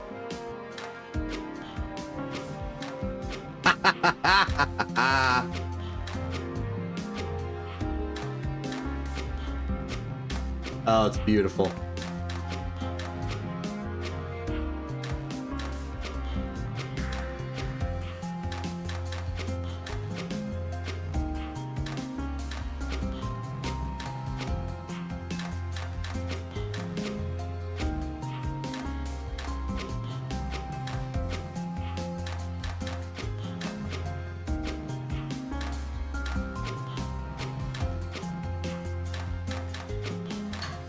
And there we go. We got... Don't you worry about it. I have lots of experience and we're on the hard bonus levels. Don't worry about it too much. We are doing explicitly complicated things in this. Even I'm struggling a little bit. And I added a self-imposed challenge, so made it even harder for myself. But yeah, we did it. We made a lightsaber. Fantastic. Okay, now we can go back to a normal challenge. Animismus Buffer. The self-imposed challenge was the lightsaber constraint. So there are two types of... There are three. There are three types of puzzles. Production alchemy, which I'm ignoring right now. Regular puzzles, which are just make your output... I'm going to pick a simpler level to explain this. So here's your bog standard puzzle. You've got a few inputs and you've got to make an output. The output's just like a particular solid object. And your main goal is to just like move the elements, manipulate them, create the fancy structure that then gets put into the output. So that's a normal puzzle. In these puzzles, you have infinite space, but your score is based on either your speed, the cost of the components, or how much area it takes up. And that's the three graphs here. So a faster speed will have lower cycle count. Less expensive components will have a lower cost, and making it smaller will give it a lower area. You usually solve for one at a time, though there is a correlation between low cost and low area. Then the other type of puzzle is threads or ropes, which are, instead of one output, it is an infinitely long chain of a particular output. So instead, you are trying to like make this structure infinitely long over time. And in doing so, it, creates the result, which is like a rope or a thread or a fiber. In those rope or thread or fiber missions, I have created something I call the lightsaber constraint, which is to say that when making a thread, I cannot build outside the bounds of the infinite thread. So you can see here that my machine is as tall as the thread itself. I got no arm up here that's doing some manipulation. That's the lightsaber constraint. And I endeavor to try and do the lightsaber's constraint on every thread puzzle that it is physically possible. There are some where it is not physically possible. Earliest in the campaign is armor filament. This is way too thin. I cannot make a lightsaber out of this. You can see my solution actually goes really far off to the sides here. But like, I've charted it out. There is no legal physical way to do everything I need to do in the space required using only one height. So I don't. But by contrast, something like this climbing rope fiber, I am doing it like that. Okay. I guess that constraint would be called minimal height, though I feel like the notion of minimal height also works to, I don't know, maybe it's minimal height is just saying do the minimum for the thing. And that makes sense for a lot of threads, but you can do armor filament in minimal height. You can't do it lightsaber constraint, if that makes sense. Like, minimal height for this would probably be 2, if I were to guess. But I guess another part of the minimal height thing is that I don't, like, I just want it to look like a lightsaber, all right? This is a very personally biased type thing. Anyway, moving on to a normal puzzle. We gotta make this out of this. How the heck do we make this out of this? 1, 2, 3, 4, 5, 6, 7, 8, 9, 10. Do we have the Oberon breaker? No. This is going to be painful. Okay. Do we have the glyph of projection? No.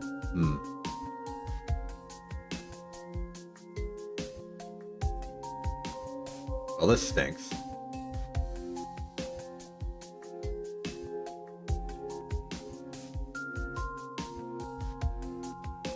Yeah, this really stinks.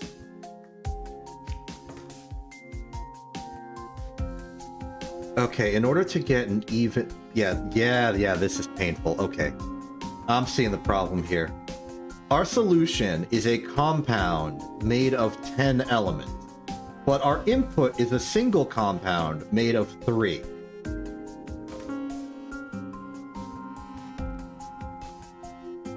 Those don't ratio. The only way you're getting a ratio out of this is if you make 3 of these compounds functionally at once. Because then it would be a function of 30. Now, in some puzzles, you have the Oberon breaker, which can just destroy elements, and you can just completely ignore the ratios. No such luck here. Which means that this is going to be interesting.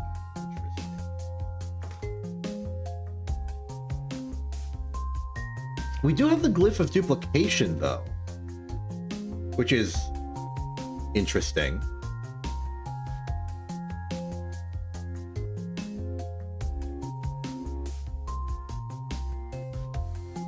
Which means the interior could be made out of just like, I don't know, cut off one of the salts here, duplicate that over so it's double water, and then just have 2 of them. The extra salts could go to the Vita and Morse respectively. So 1, 2, 3, 4, 5, 6. So we get 2 waters for that. We'd have to go 2, 4, 6. Then we just have like a pure salt water, which makes 2, 4, 8, 12. Wow.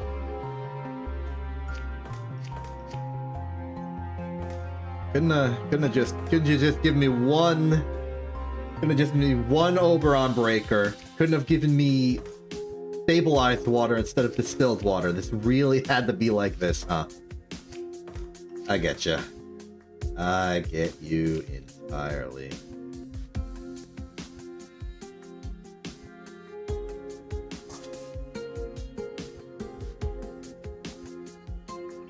Do we have the...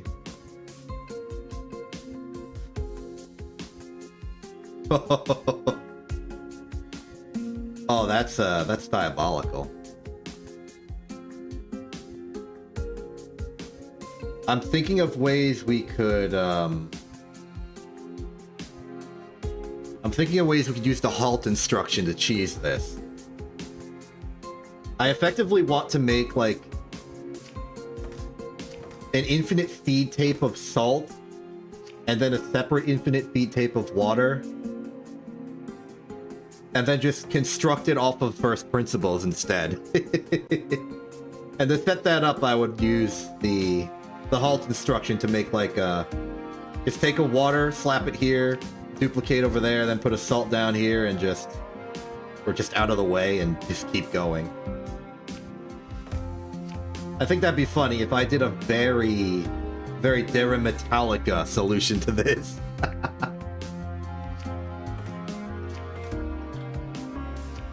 Let's try it. Let's try a halt instruction.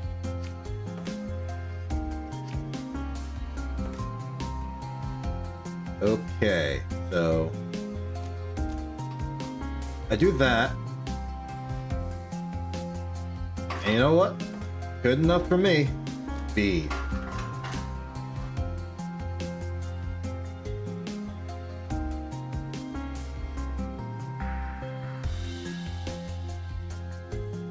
Now it's just finding the proper ratio of these 2 things.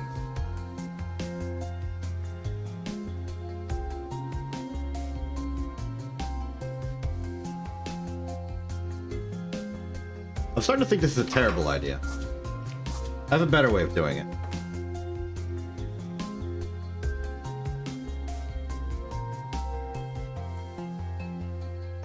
Yeah, okay, yeah. what I'm going to do instead is I'm going to just, like, divert a very long period cycled thing of waters to the upper shelf.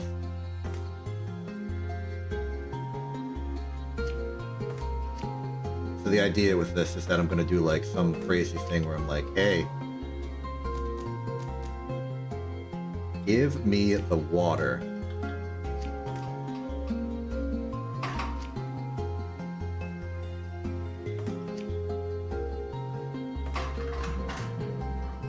So now this is a whole water thing. And the reason this is good is that we can now use it as like an extra element in whatever we make later. You, my friend, are going to need to be on a very long delay as we do the rest of this puzzle. So now we have 3 elements we need to make. We need to make a salt vita, a salt mores, and a water. Frankly, not that complicated.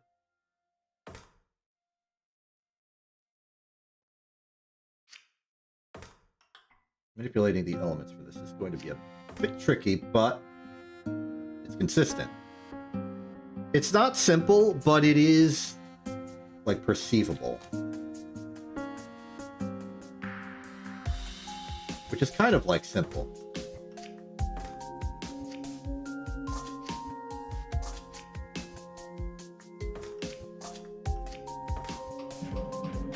Okay, so here's the salt, as seen in movies.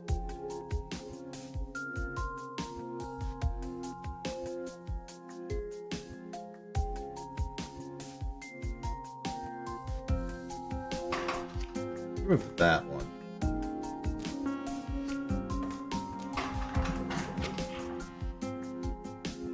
So the idea right now with me right now is that I want to make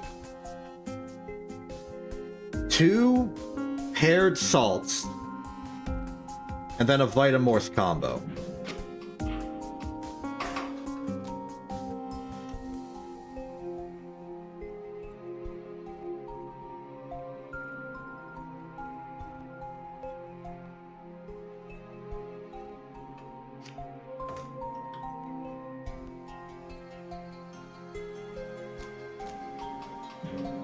We got clearance for that? No, we do not have clearance for that. We never have clearance for that.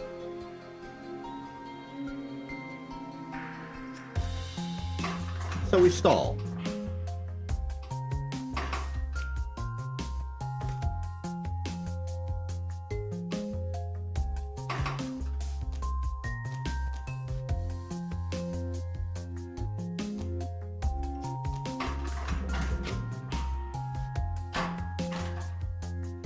Oh, that's annoying.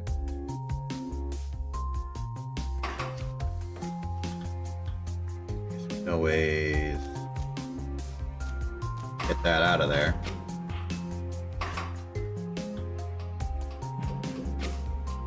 I mean, legally, it still physically exists. I haven't done anything with it in ages. But, like, if you bought something on it and told me so that you told me to look, I'll do it. But really, I should move over my stuff to the actual int Ko-Fi.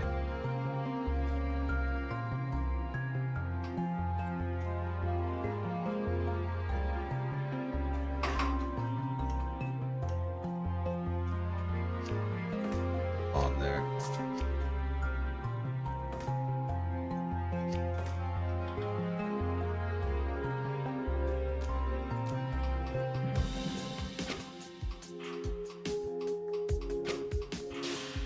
Oh, way too early.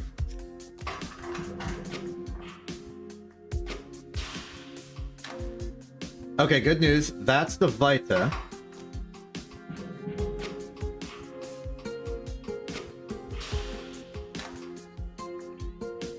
Ooh. You know, I like that there. As for the Mors,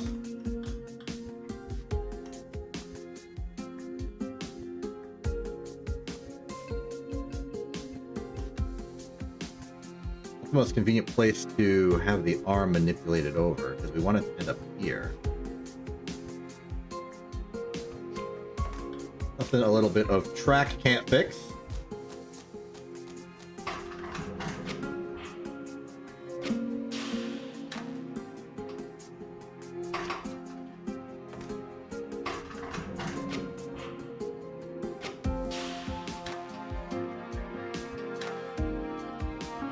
Good. Okay, that's the outer shells. We can manipulate them somewhere better later.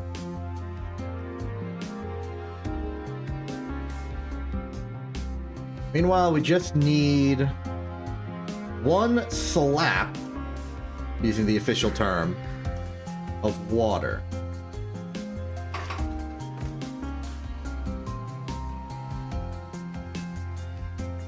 One, two, three, four.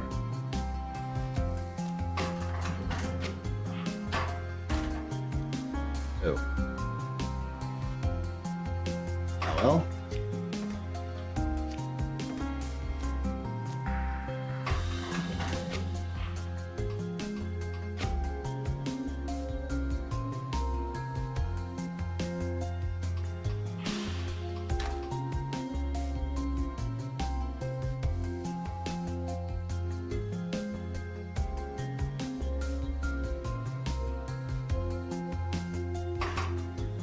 Get out of here.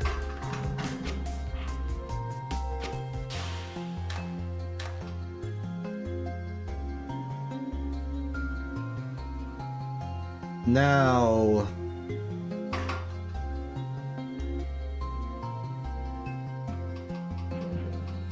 let's get some more spontaneous glyphs of duplication around. One there.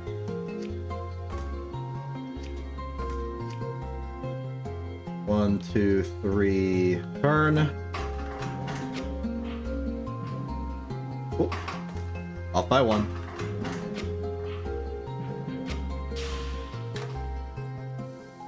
Maybe I'm going a bit too extreme here. I did this. And in that case, why track? Just turn.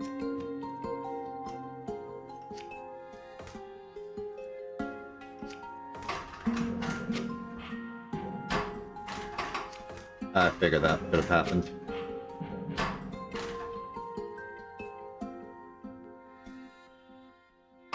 Here's a new question. Can this be too long? No. Which means that before the final turn, maybe number 8 can piston out a little bit. There we go.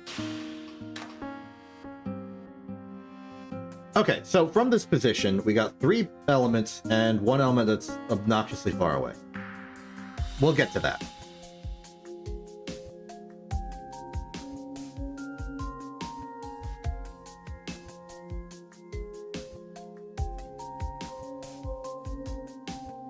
What we want...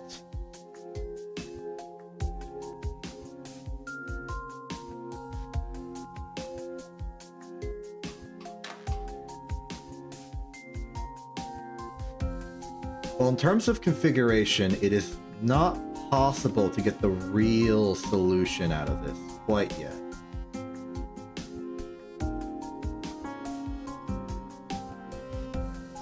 But if 8 twists once, we can move the Vitae up.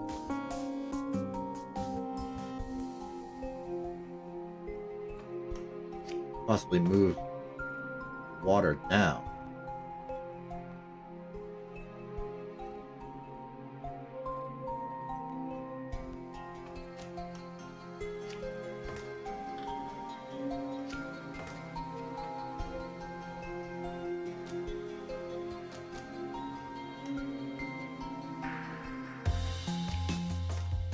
Move the water and just pick up the elements we need.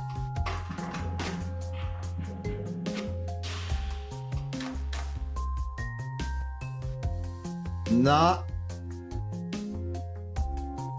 the correct bond.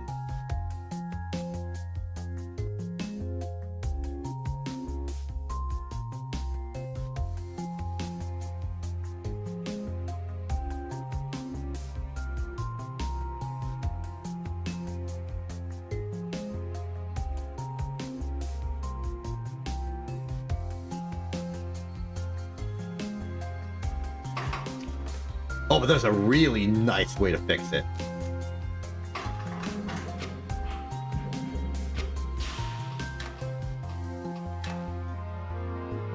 Now all I gotta do is twist 9. This might be too early to twist 9. Yeah, way too soon.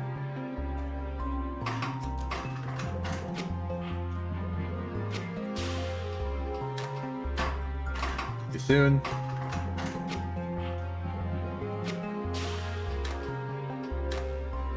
Oh, oh, oh, oh. Except this is the correct bond.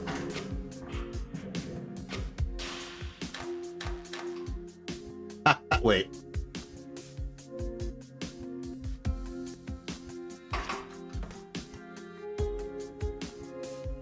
That is also not the correct bond. This is the correct bond.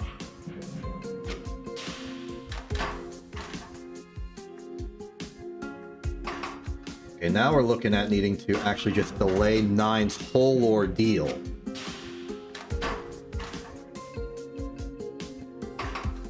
More.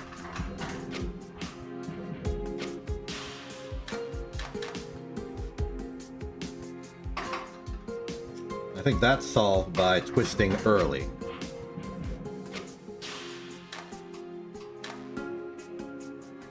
Like it. As for the Morse step, there is no possible way to connect the Morse in the correct orientation because the fourth water has not arrived. But what if it did? What if it did?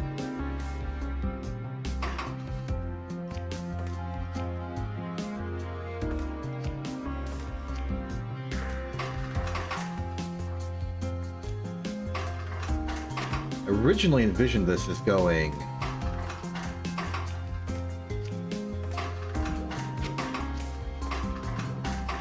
oh wait.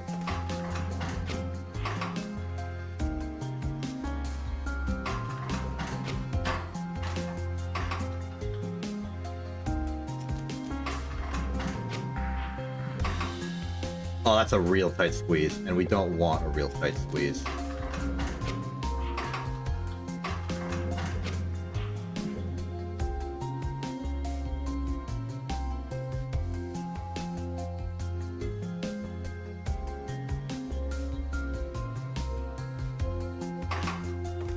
Want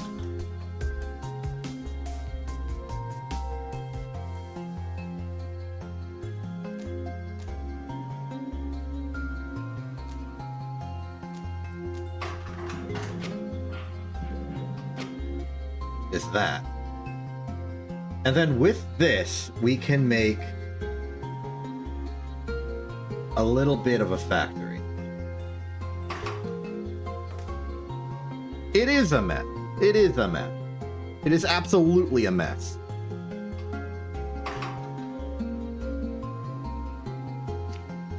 But all the mess is what we're making.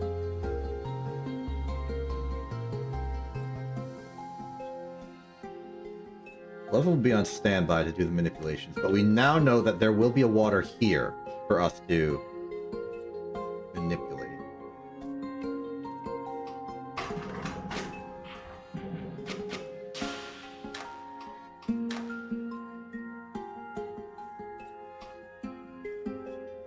Now 7, let's say I give you a little bit of a side mission. Make you a piston. Go forward, twist, twist, right. What's that do for us?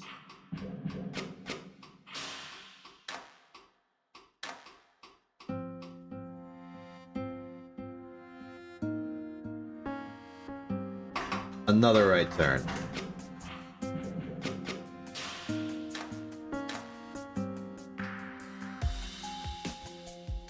So now all we need to do is put that water here. So 11 and 12. Number 9 is... Which one's number 9? You're number 9. Okay. So at the objective of 7, we want the clear for this to happen here. Actually, one further. Grab. Number 12 can go counterclockwise. 11 goes clockwise. Probably there is. That's it then. We bond it here. I did not think that part through. Okay. In that case, number 12 needs to come down here and be a track. I'll make it a piston. Push.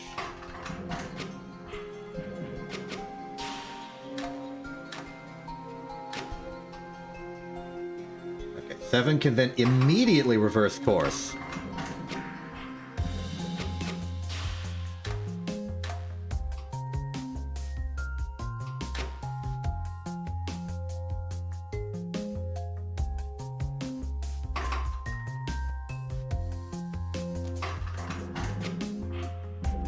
Now, as it happens, we're constructing our solution in such a way that it's going to be going down here.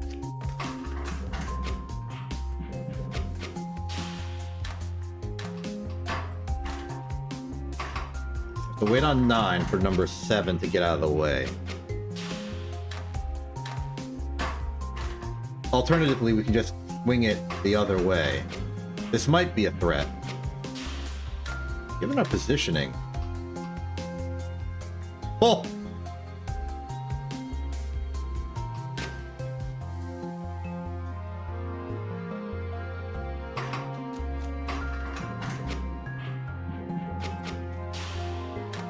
Alright, what can be done here?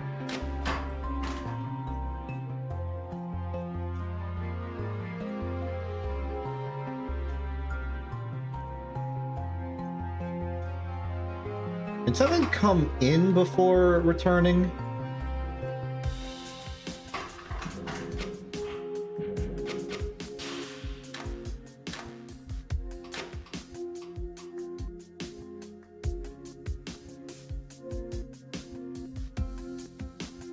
Very interesting.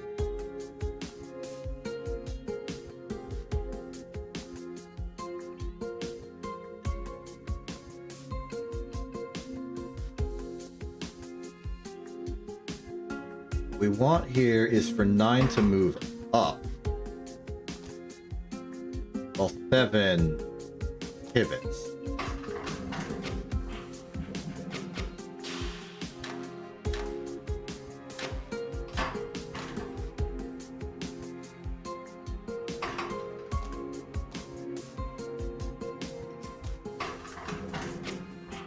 Need more time.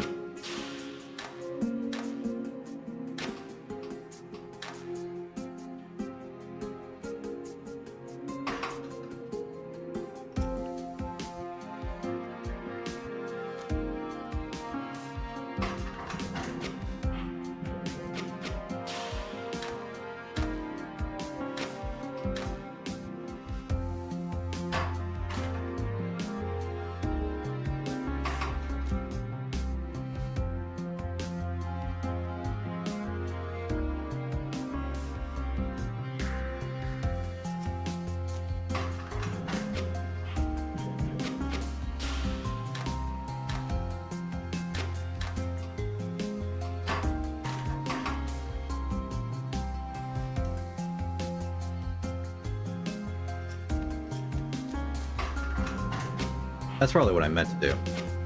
A turn out.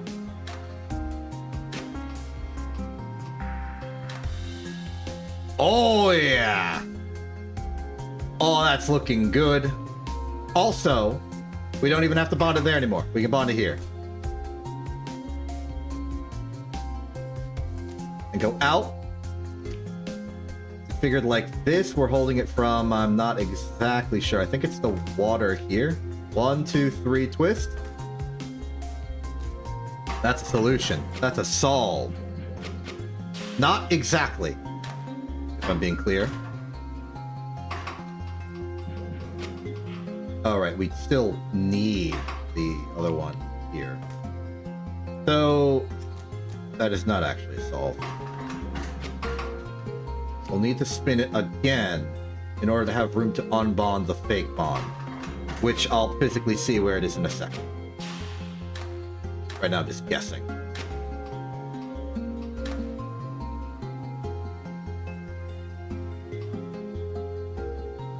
Okay, fake bonds we need to get rid of here and here. No, this one's real. It's here and here. No, it's here and here. That'll do it.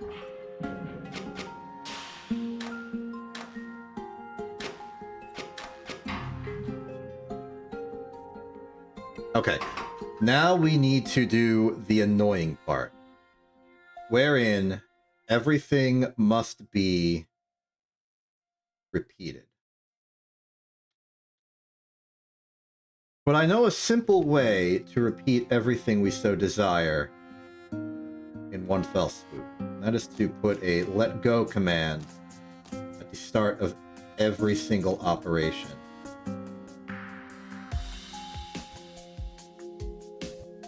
Now, 11 and 12 are going to be immune to this because their whole affair is tied to the triple loop. Everything else, though, does this.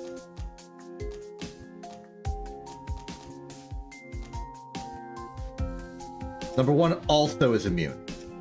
In fact, let's put numbers 1, 10, 11, and 12 at the bottom. Here, number 9. Number 10 is also immune to this.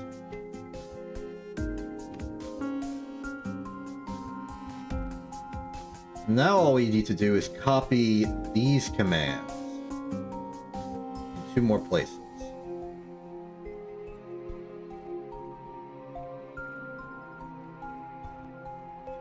Actually, these aren't immune. You can simply repeat these again here and here. This should now be a solution. I hope.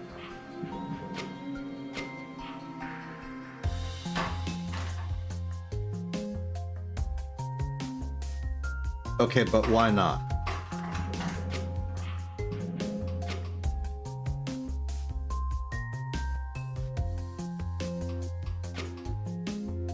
Oh, it's because anywhere that I may have used a repeat command already is now borked. Case in point, here.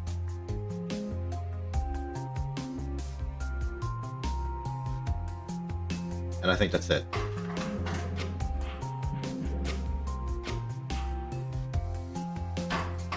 Well, number 6 is still having a bad time. But why?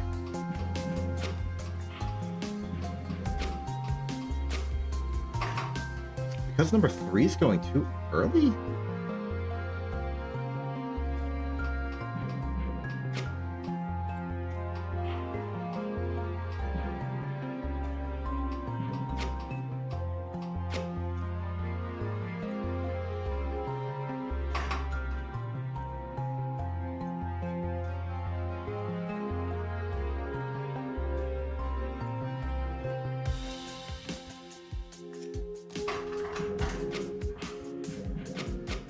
Oh, right, because the grab command used to not be there, so that made it to later. I see, I see. That was on me. 1, 2, 3. It's working. It's working. It's done. It's good. It's great.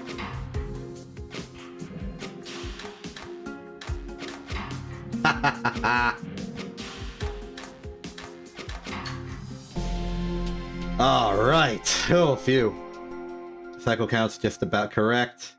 We could get it a little faster, but I'm not going to try. Oh my goodness. Thousands of cycles. Okay. With that out of the way, we can go back to something fun.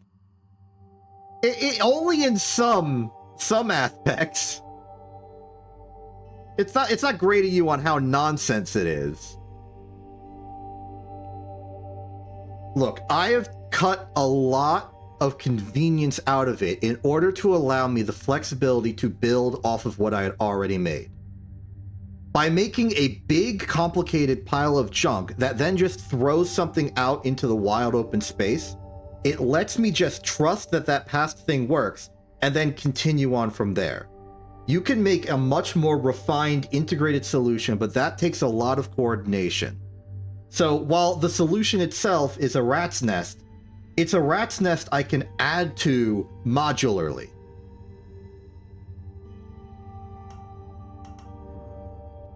Speaking of, oh no! I don't think there's a lightsaber here. Yeah, I'm layering stuff on, and in order to layer stuff on, I need to make a lot of weird big pieces that just sort of fling stuff out into the open, so that I can add stuff on without messing with what I've already made. Okay, so this is interesting.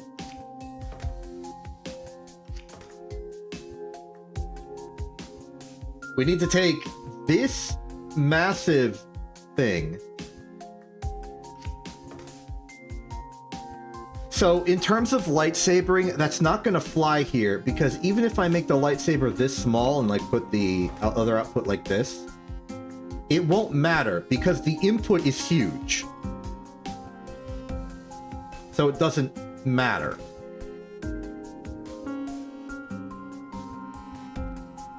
We have an Oberon breaker, we have an Oberon breaker. Fantastic. As intimidating as this looks, doesn't seem that bad. So let's just make it like a tuning fork lightsaber.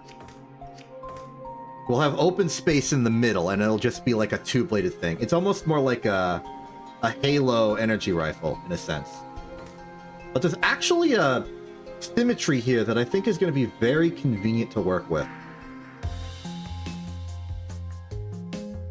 So what are we looking for?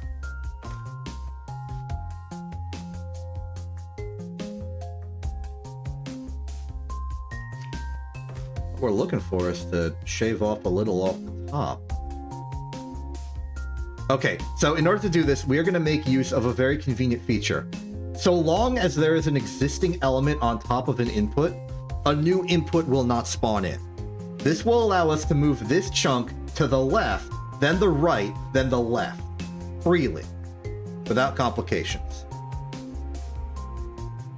And the reason we want to do that is because we want to get rid of the, this earth element here in a safe and easy way. So I'm going to pull it in, and then we're going to start doing some twists.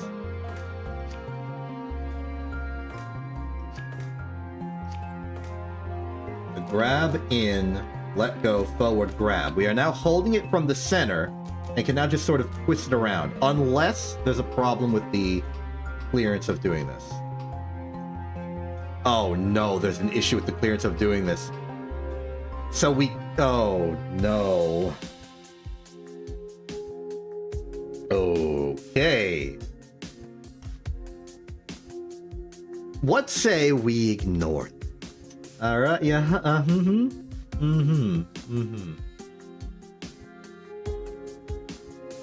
Maybe it's not that bad.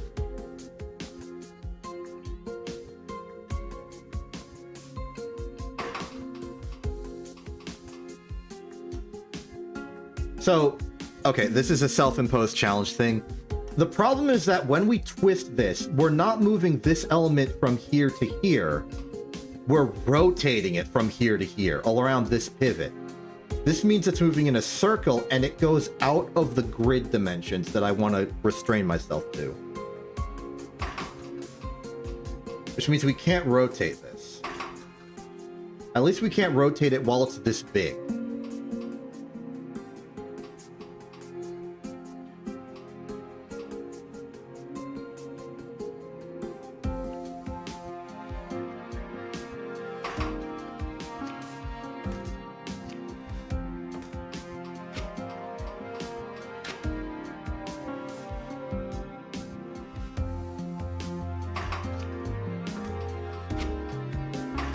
Okay, forget the piston. We need to track this.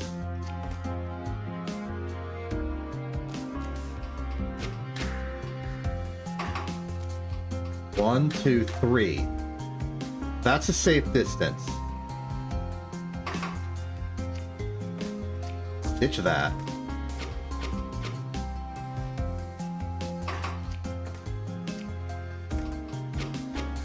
This would be better if we killed that first.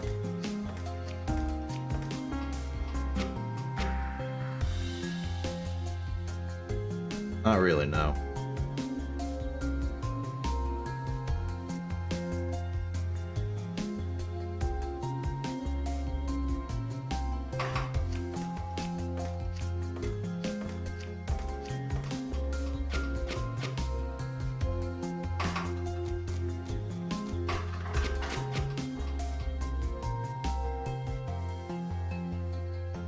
You know what's wild? What's wild is that this doesn't seem like a problem. Ain't that wacky? I think it's still good. I think this is possible. Might not even be that tough.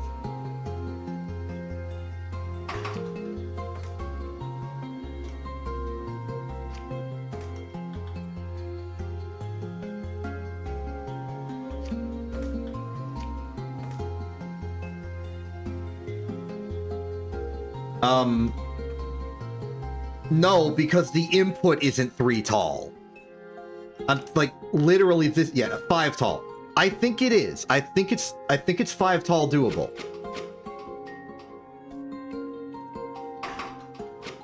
So I'm gonna go for it. 1, 2, then we can grab here. So grab, pull in, let go. Track in. Forward, grab, pull in. Hey, look at that. Give this thing a million years. I need the space. Can we turn from here? I doubt it, but you know what? I think I want this to go forward even further.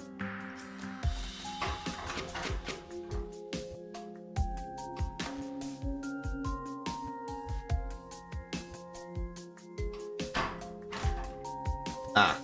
Oh, okay.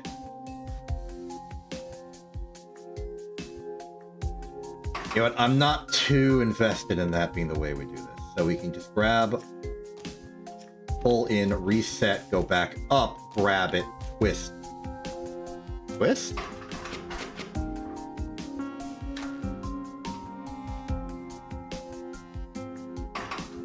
Oh yeah, that'll work nicely. Like forward, back, reset. Check this out. Great. Now we literally duplicate that over here.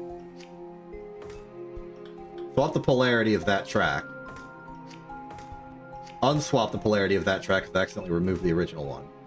Put this bond in place. And then offset this by like 2.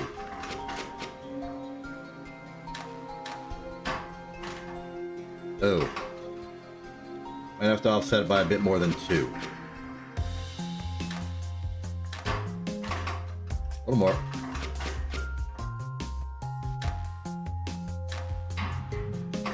And 3 needs to spin the other way, of course.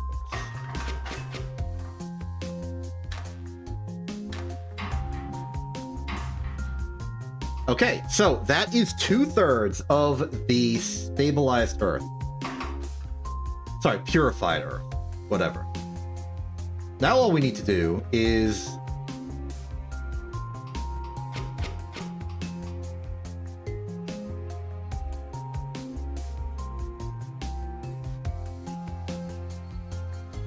get this.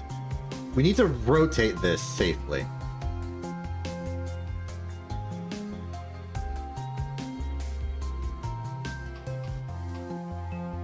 I don't think we need to go that far.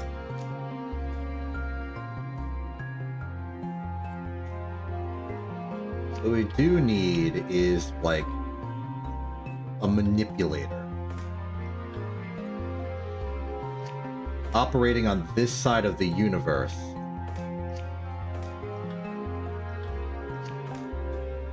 Who can take it here. Maybe go down one and twist it, reset, and do that again.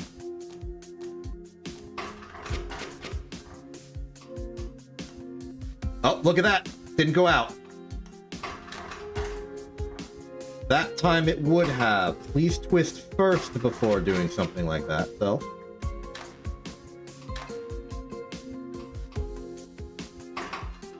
Then just do it again.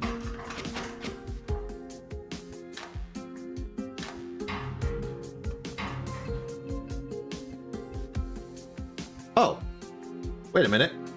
We only need to twist it twice.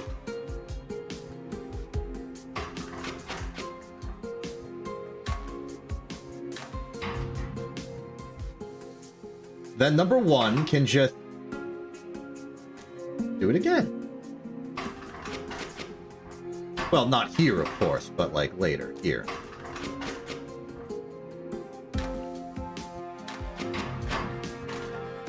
Okay, in that case, let's manipulate it that way. Because number 3 is still working on the problem.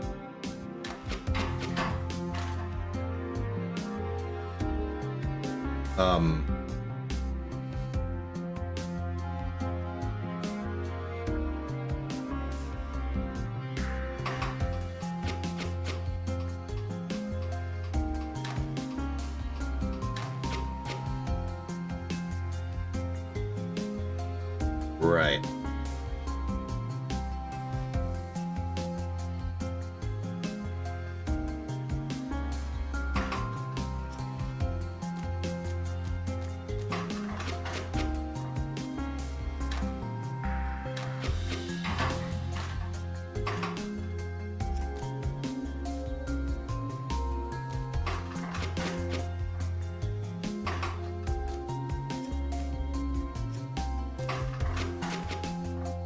The problem is that now that this whole element is smaller,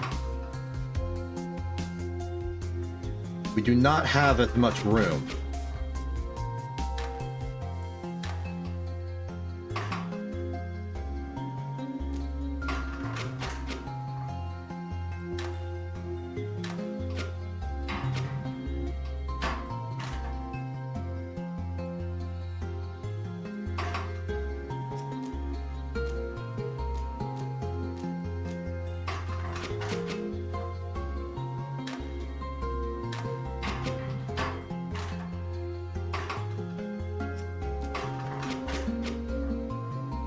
Arm number 3 is being a real pain.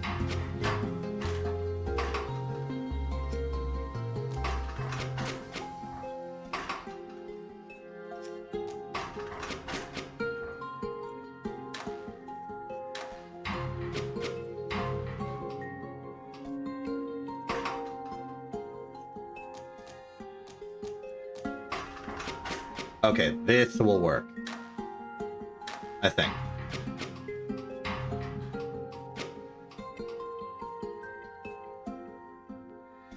It's too far! Well, that's not actually a real problem.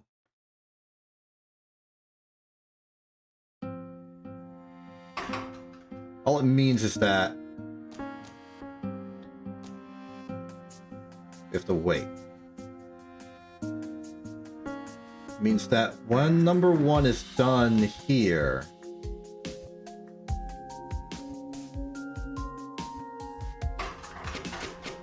it's gonna have to move it to number 2.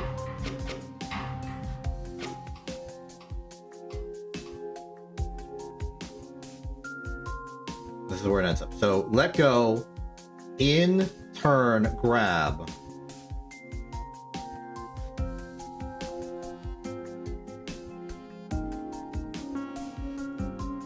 And we'll do it the long way. So in, turn, grab, in, turn, turn, turn. Track plus. Number 2 is now canonically going to be a reset there. No. Track plus reset.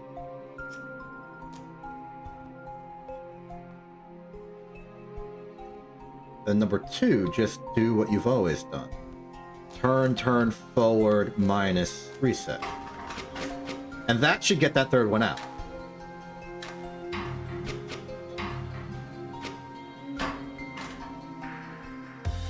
Oh, we forgot to let go.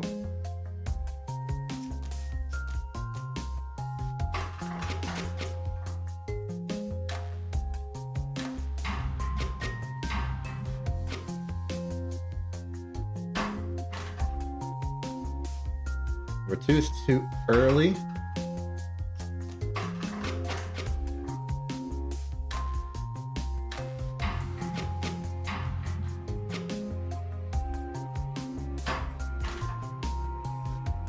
Number 1 is not going forward enough.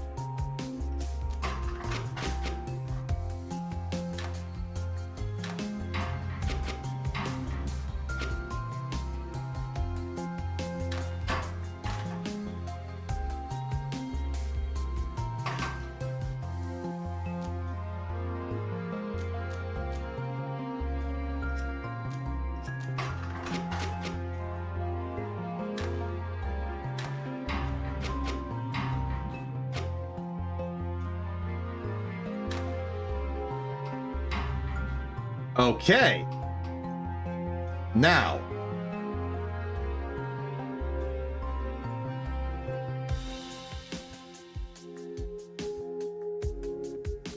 The moment number 1 let go here, it's been a 4 game now.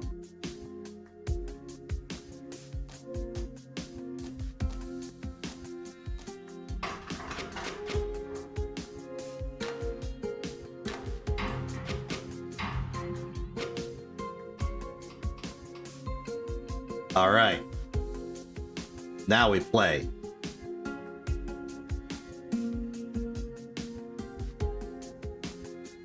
And all we have to do at this point is actually very simple. We just need to disconnect all of this, put them in their respective lines, just go. A question, can I put arms here? Like, is there room for that? No. At least not by default. Worst case scenario, they could be moved into position.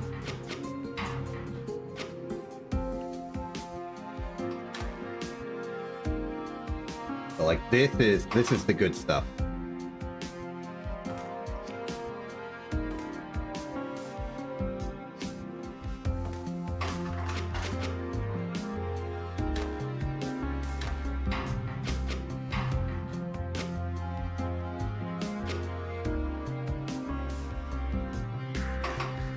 Go in, we can twist that way.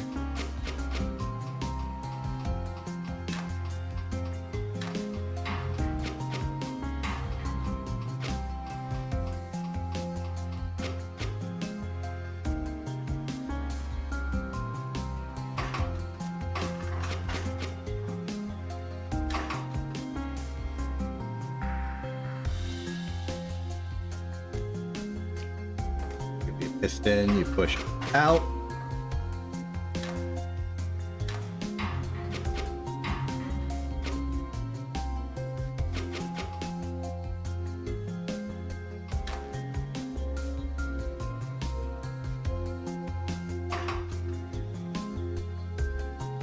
Twist, twist.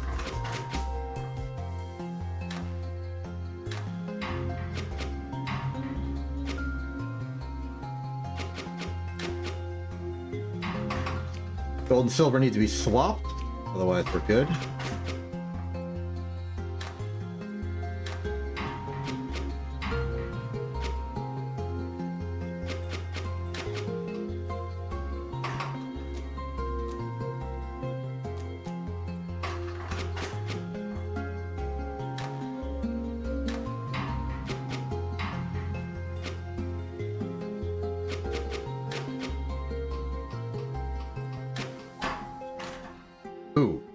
Okay.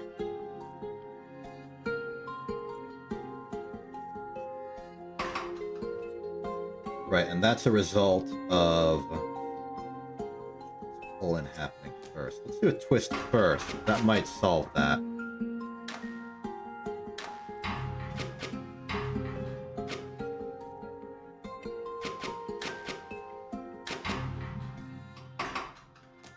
Then a third time, and then what do we do with this thing?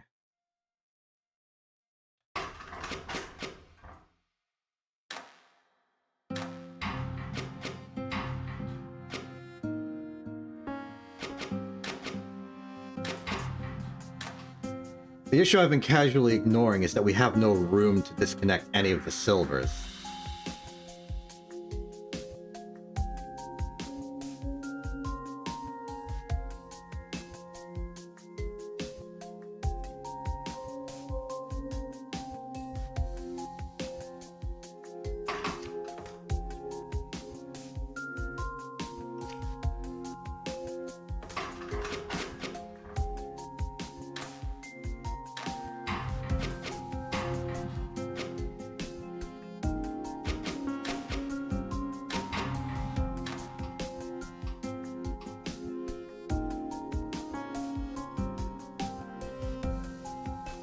If we moved arm 4 out of the way and then had another arm behind it, we could pull it in. Oh, but then we'd lose this space.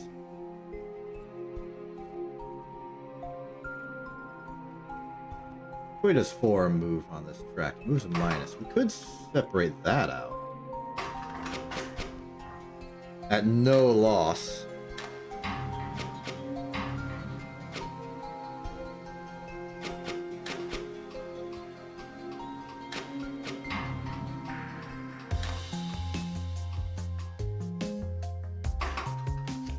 Okay, then do this, and maybe have a debonder here.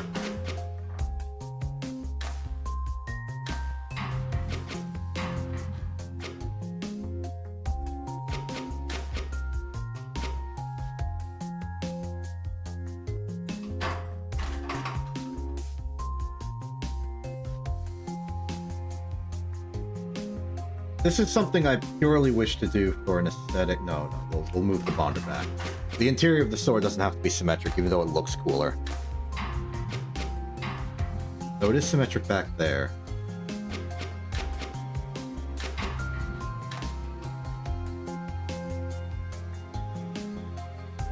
But let's say we twist it once more, then like shunt upwards.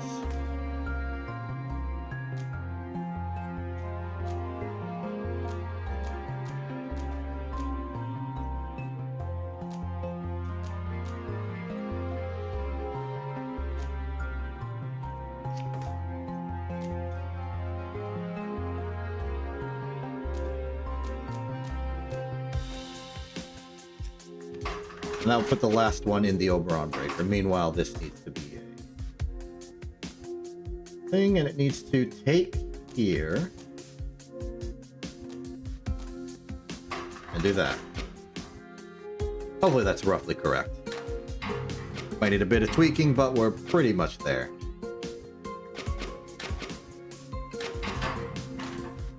Ooh. Need to wait for the third twist. Number 5 to be done.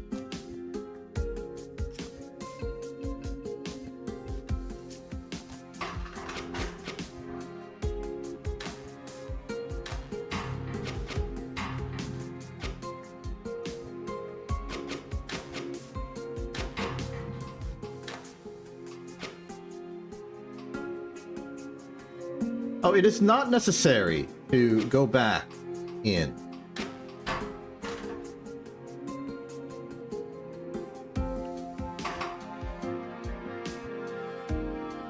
Interesting.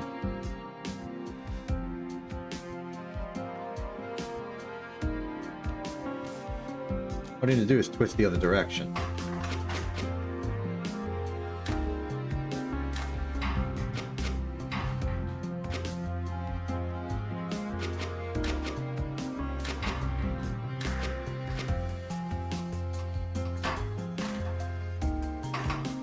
soon.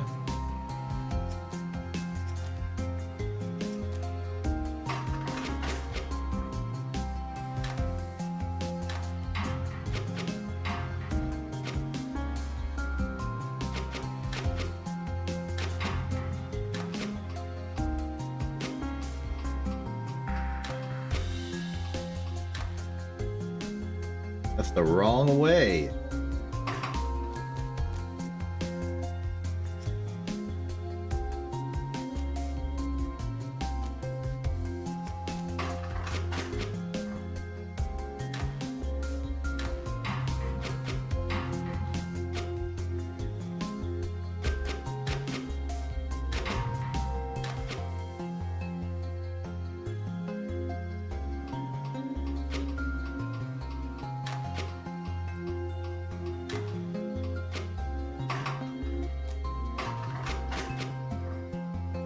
I think we're done.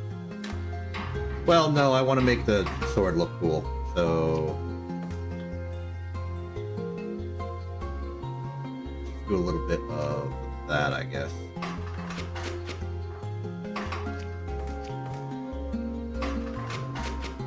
There we go. A nice looking sword, very fancy. Kind of a tuning fork sword, but don't let anyone notice.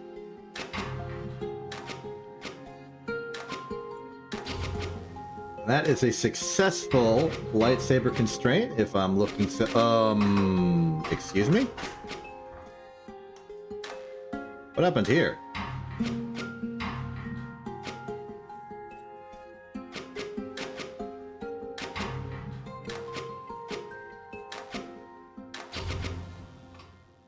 Number 4...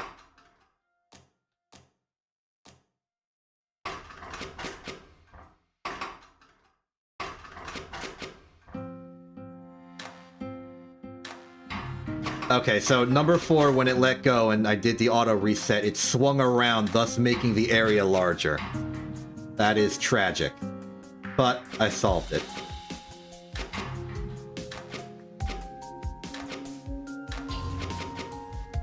There we go.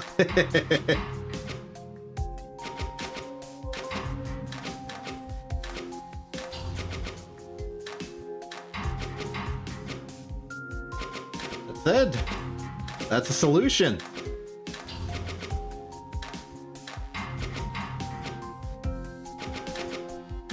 That is a proper lightsaber constraint solution. Kinda. I mean, it's looking pretty lightsabery. That's the important bit. We've made a sword. Products are currently at 26, 27, 28, 29. Alright, one more loop.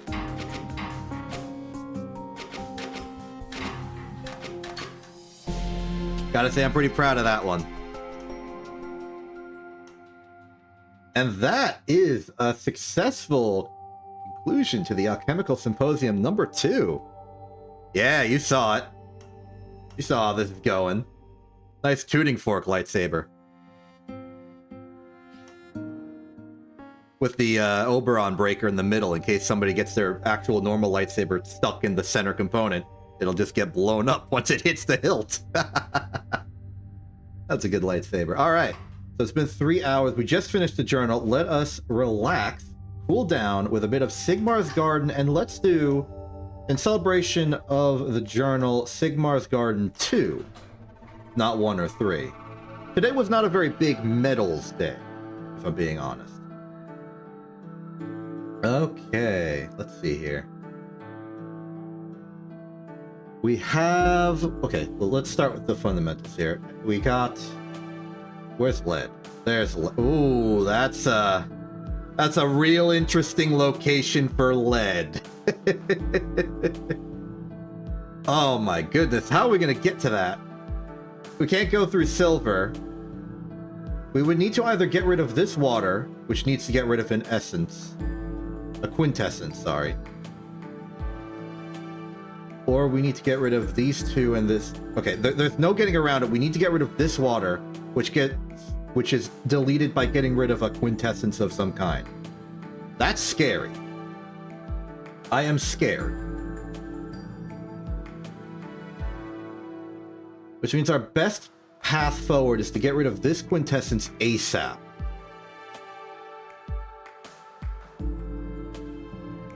Oh my goodness, but this iron's in the way. And this gold's in the way of getting anywhere. This is brutal. Okay, we can't go through here because this is locked and this is locked, which means this is locked. This is locked because this is locked, so this whole line is locked. Which means we must get rid of... No. We can get in through... Oh my goodness. Okay. Okay, we must get rid of this water. We cannot get... Okay. There are... Okay, this Quicksilver means we cannot get to this quintessence. We must get rid of this one. And the only way to get rid of this one is to burrow in from here. Wow. Where are we going to even get the Vita for this? I mean, there's that one.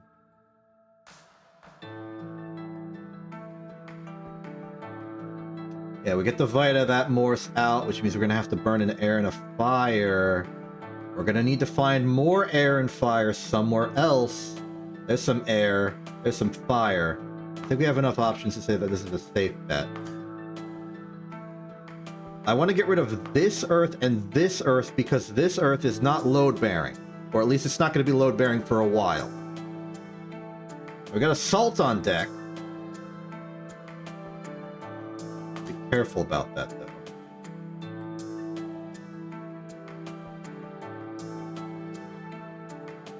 Okay, we got plenty of Morse, but no Vita. But we're about to have a lot of Vita the moment we split these.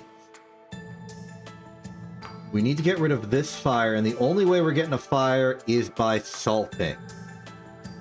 So we salt this fire, wipe this Morse off the table, and we now have access to the quintessence.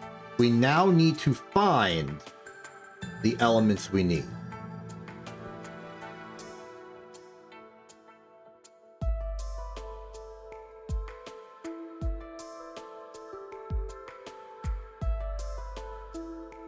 This water can be the water. This water doesn't have to go anywhere. What we need right now is... Well, we need a fire. Potential fires. Here's a fire we can get to if we get rid of this Earth.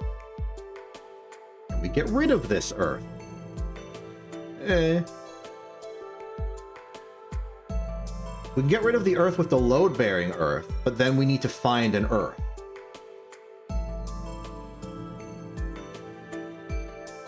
Give us plenty of fire to work with. The only other possible Earth on the board that we could conceivably get to is this one. Or this one, technically. That would make us lose our air.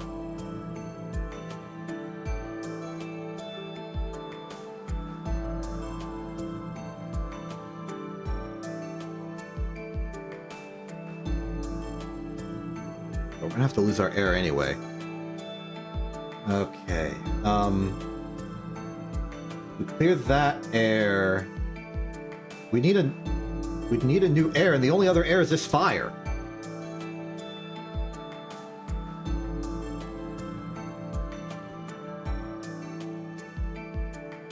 Where's the last Vita? It's here. That does not help. Oh boy. I believe we are in the unsavory position of needing to burrow so far as to use this air for the quintessence.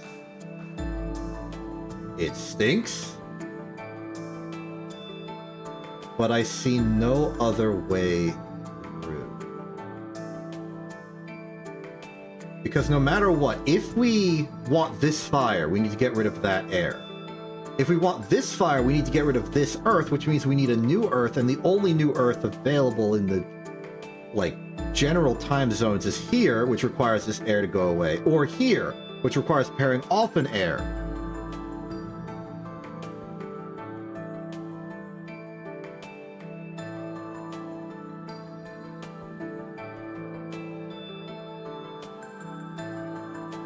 which means we need to delete that air.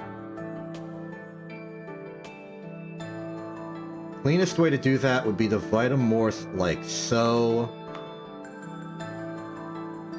Clear out this. This gives us, at the very least, some more earth to work with. This one is still not load-bearing. So go this way. We can then fire here, and then salt this fire to regain parity. At the same time, another fire gets into circulation and another air. And suddenly we're looking pretty good! This is the last Vitamorph, so this can be removed off the board for free. Okay. I think we can Quintessence now. Let's go for like the most load-bearing of each individual material. Hold on. We need to think about our tin. How do we get to this tin? We can't get to it through this direction. We clear out that, we can't even get to it. We need to get rid of this water, no matter what. Which means this Quicksilver must be used on our lead. So this is the lead Quicksilver. Keep that in mind. Anyway, back to the Quintessence, which I think is the step to do now. Earth, fire, air, and then it doesn't matter, let's do this water. Quintessence off the board. Clear out some more open water. Actually, no, before, yeah. Clear out that water. This must be the Quicksilver on the lead. We have another Quintessence. Can we clear that now? No. We need an air.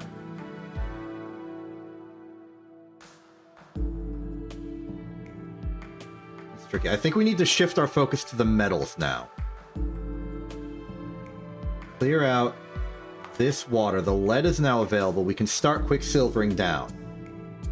We can Quicksilver immediately two things. I'd like to get rid of this Quicksilver so that we can easily access this fire to get to copper. Actually, all Quicksilvers are available to us now.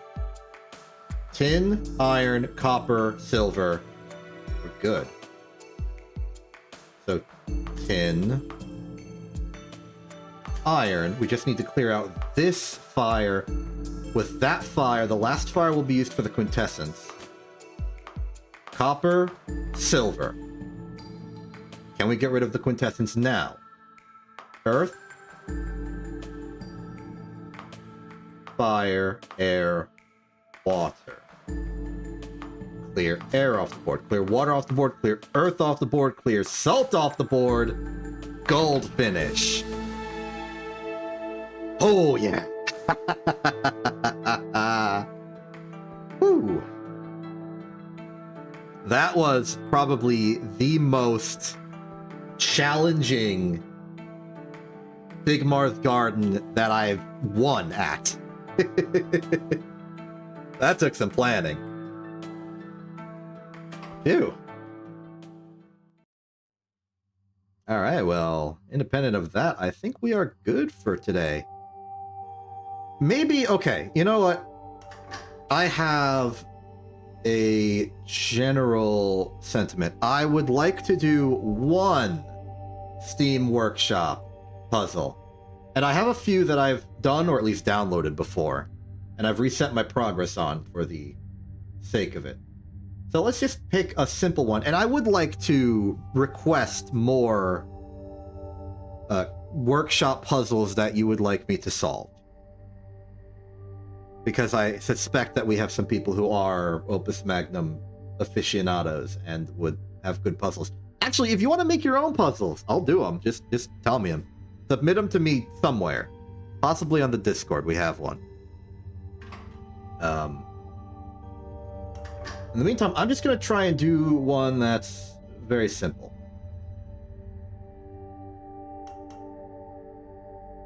How about it's just some air? Well, here are my solutions that I did before. I'm not going to look at them and just make a new one right now. What do you think? You think I can do this with lightsaber constraints? It's just some air.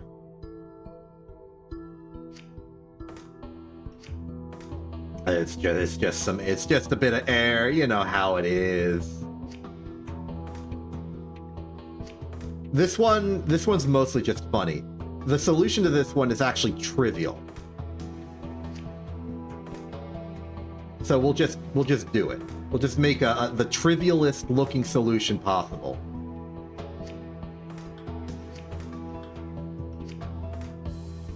Yeah, you ready for like the easiest solution ever?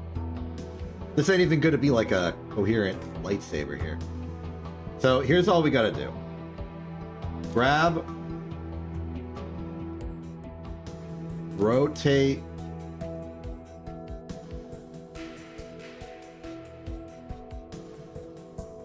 plus reset. Do that thrice. You are the exact same except you rotate the other direction. And you do need a track. Just one.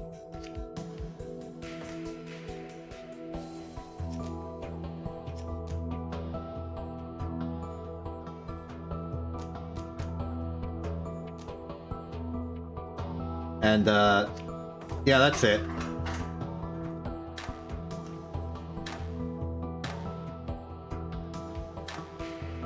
You know what? Aesthetically, I don't like that rotation. Turning these into pure pluck commands.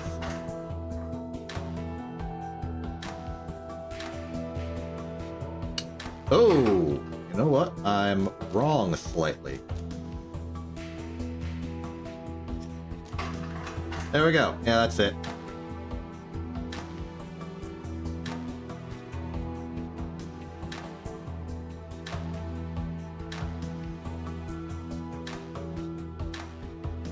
It's just some air.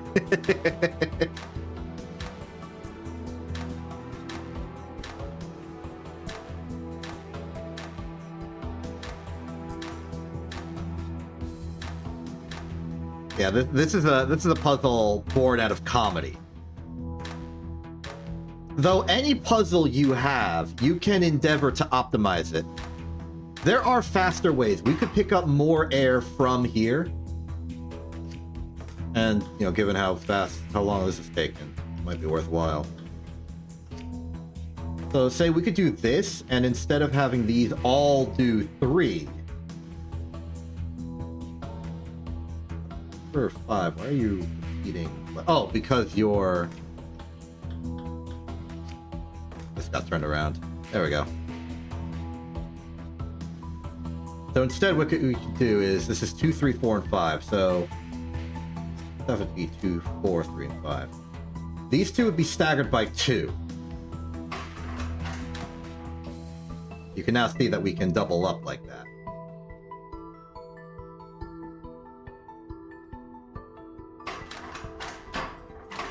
Now, these no longer need to be repeating that much. Oop. So it'd be something closer to this, then move this in. And yeah, now we're faster.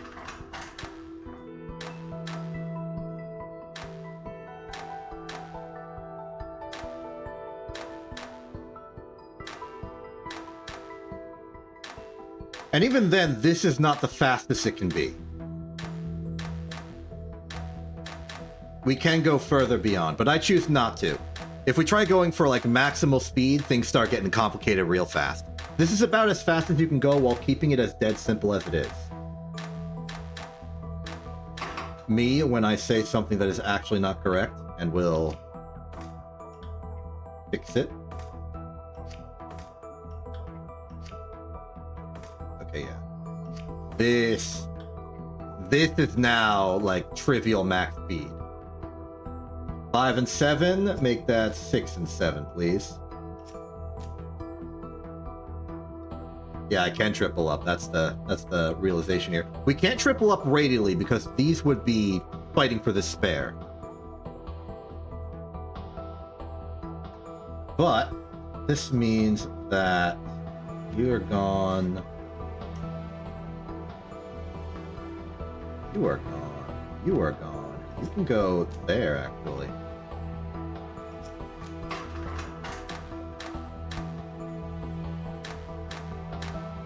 What's with that awkward... Oh, it's because this is... We can go faster.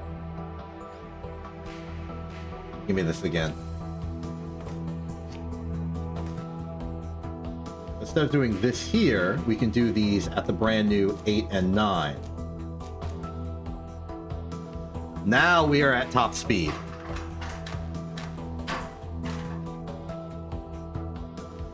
I'm sorry, is there a problem? Yes, we're going so fast that the rest of the machine has already started its next thing. We cannot go this fast. We must wait at least 1 cycle. 2 cycles. But now you can see that we're basically pulling out the airs from the top and bottom as physically fast as possible. You can see that there's no delay in between each grab.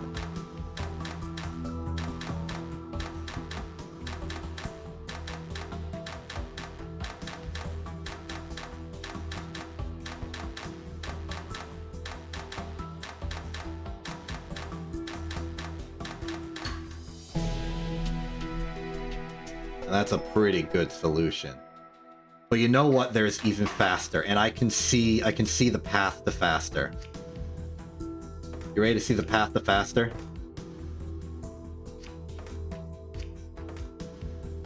(10 and 11). These can immediately pull out. Let's make number 1 number 12. Like this.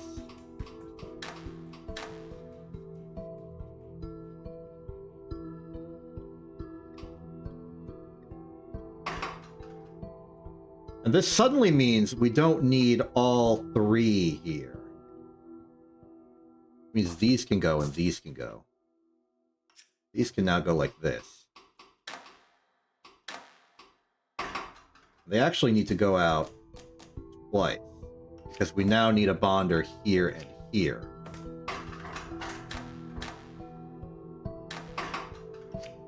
Sorry, 1 in.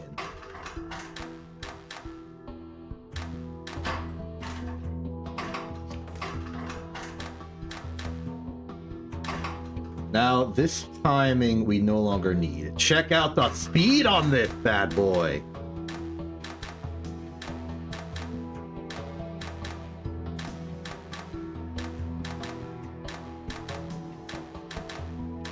Now we're grabbing out of all 3 air inputs at the same maximum rate. So this is like a throughput perfected solution.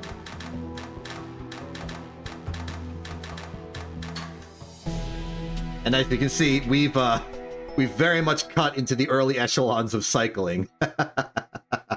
We went from 201 to 151. This is some good solves. Yeah. You want to see what my past self did? Apparently they did something that was a lot less expensive, but a lot slower. I see. They went for a naive solution, dictated on not wanting to use any pistons at all. So instead of using this to push forward, they used the sides to push it in. And because we have to wait for the whole thing to construct, yeah. I went with like a low-cost solution here. Not a minimum cost, but a low cost. You can see the design philosophy there. And that would appear that my past self refined it using a bunch of parallelization. But the same original design conceit that limited me here, namely using these instead of a single triple bonder, meant that I could not use this arm to push in the full way, thus requiring this thing on the outside.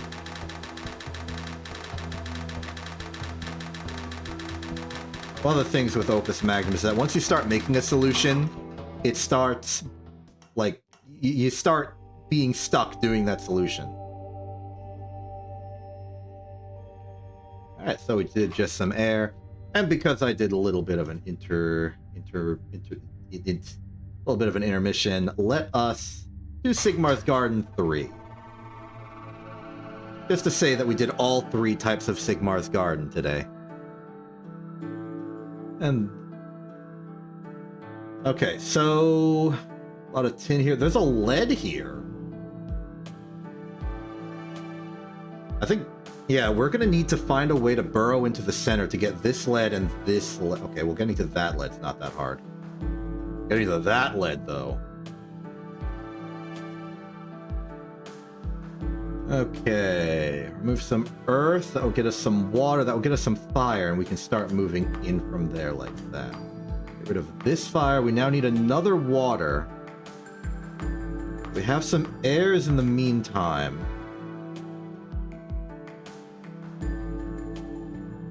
I think we need to go full salting now. Oh, if we double salted here, that would clear up this fire. So let's say... I'd like to get rid of that salt, though. Give us one air. Not really something we can use immediately, but it is something that we can use. Say, salt that earth, salt that fire, regular air bond, then water bond here. We can finally get rid of a pair of lead, which clears up some fire, which clears up some earth, which clears up some water, which clears up some earth. Now we need to salt a fire and an earth, so our hands are sort of tied here.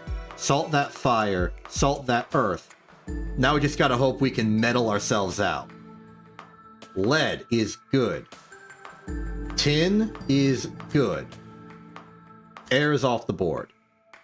Iron is good. Water's off the board. Fire's off the board. Copper is clear. Silver, gold. That was much easier than the other Sigmar's Garden we had to do today. It was a little spooky, but there was only one path forward, so it wasn't hard to see what to do.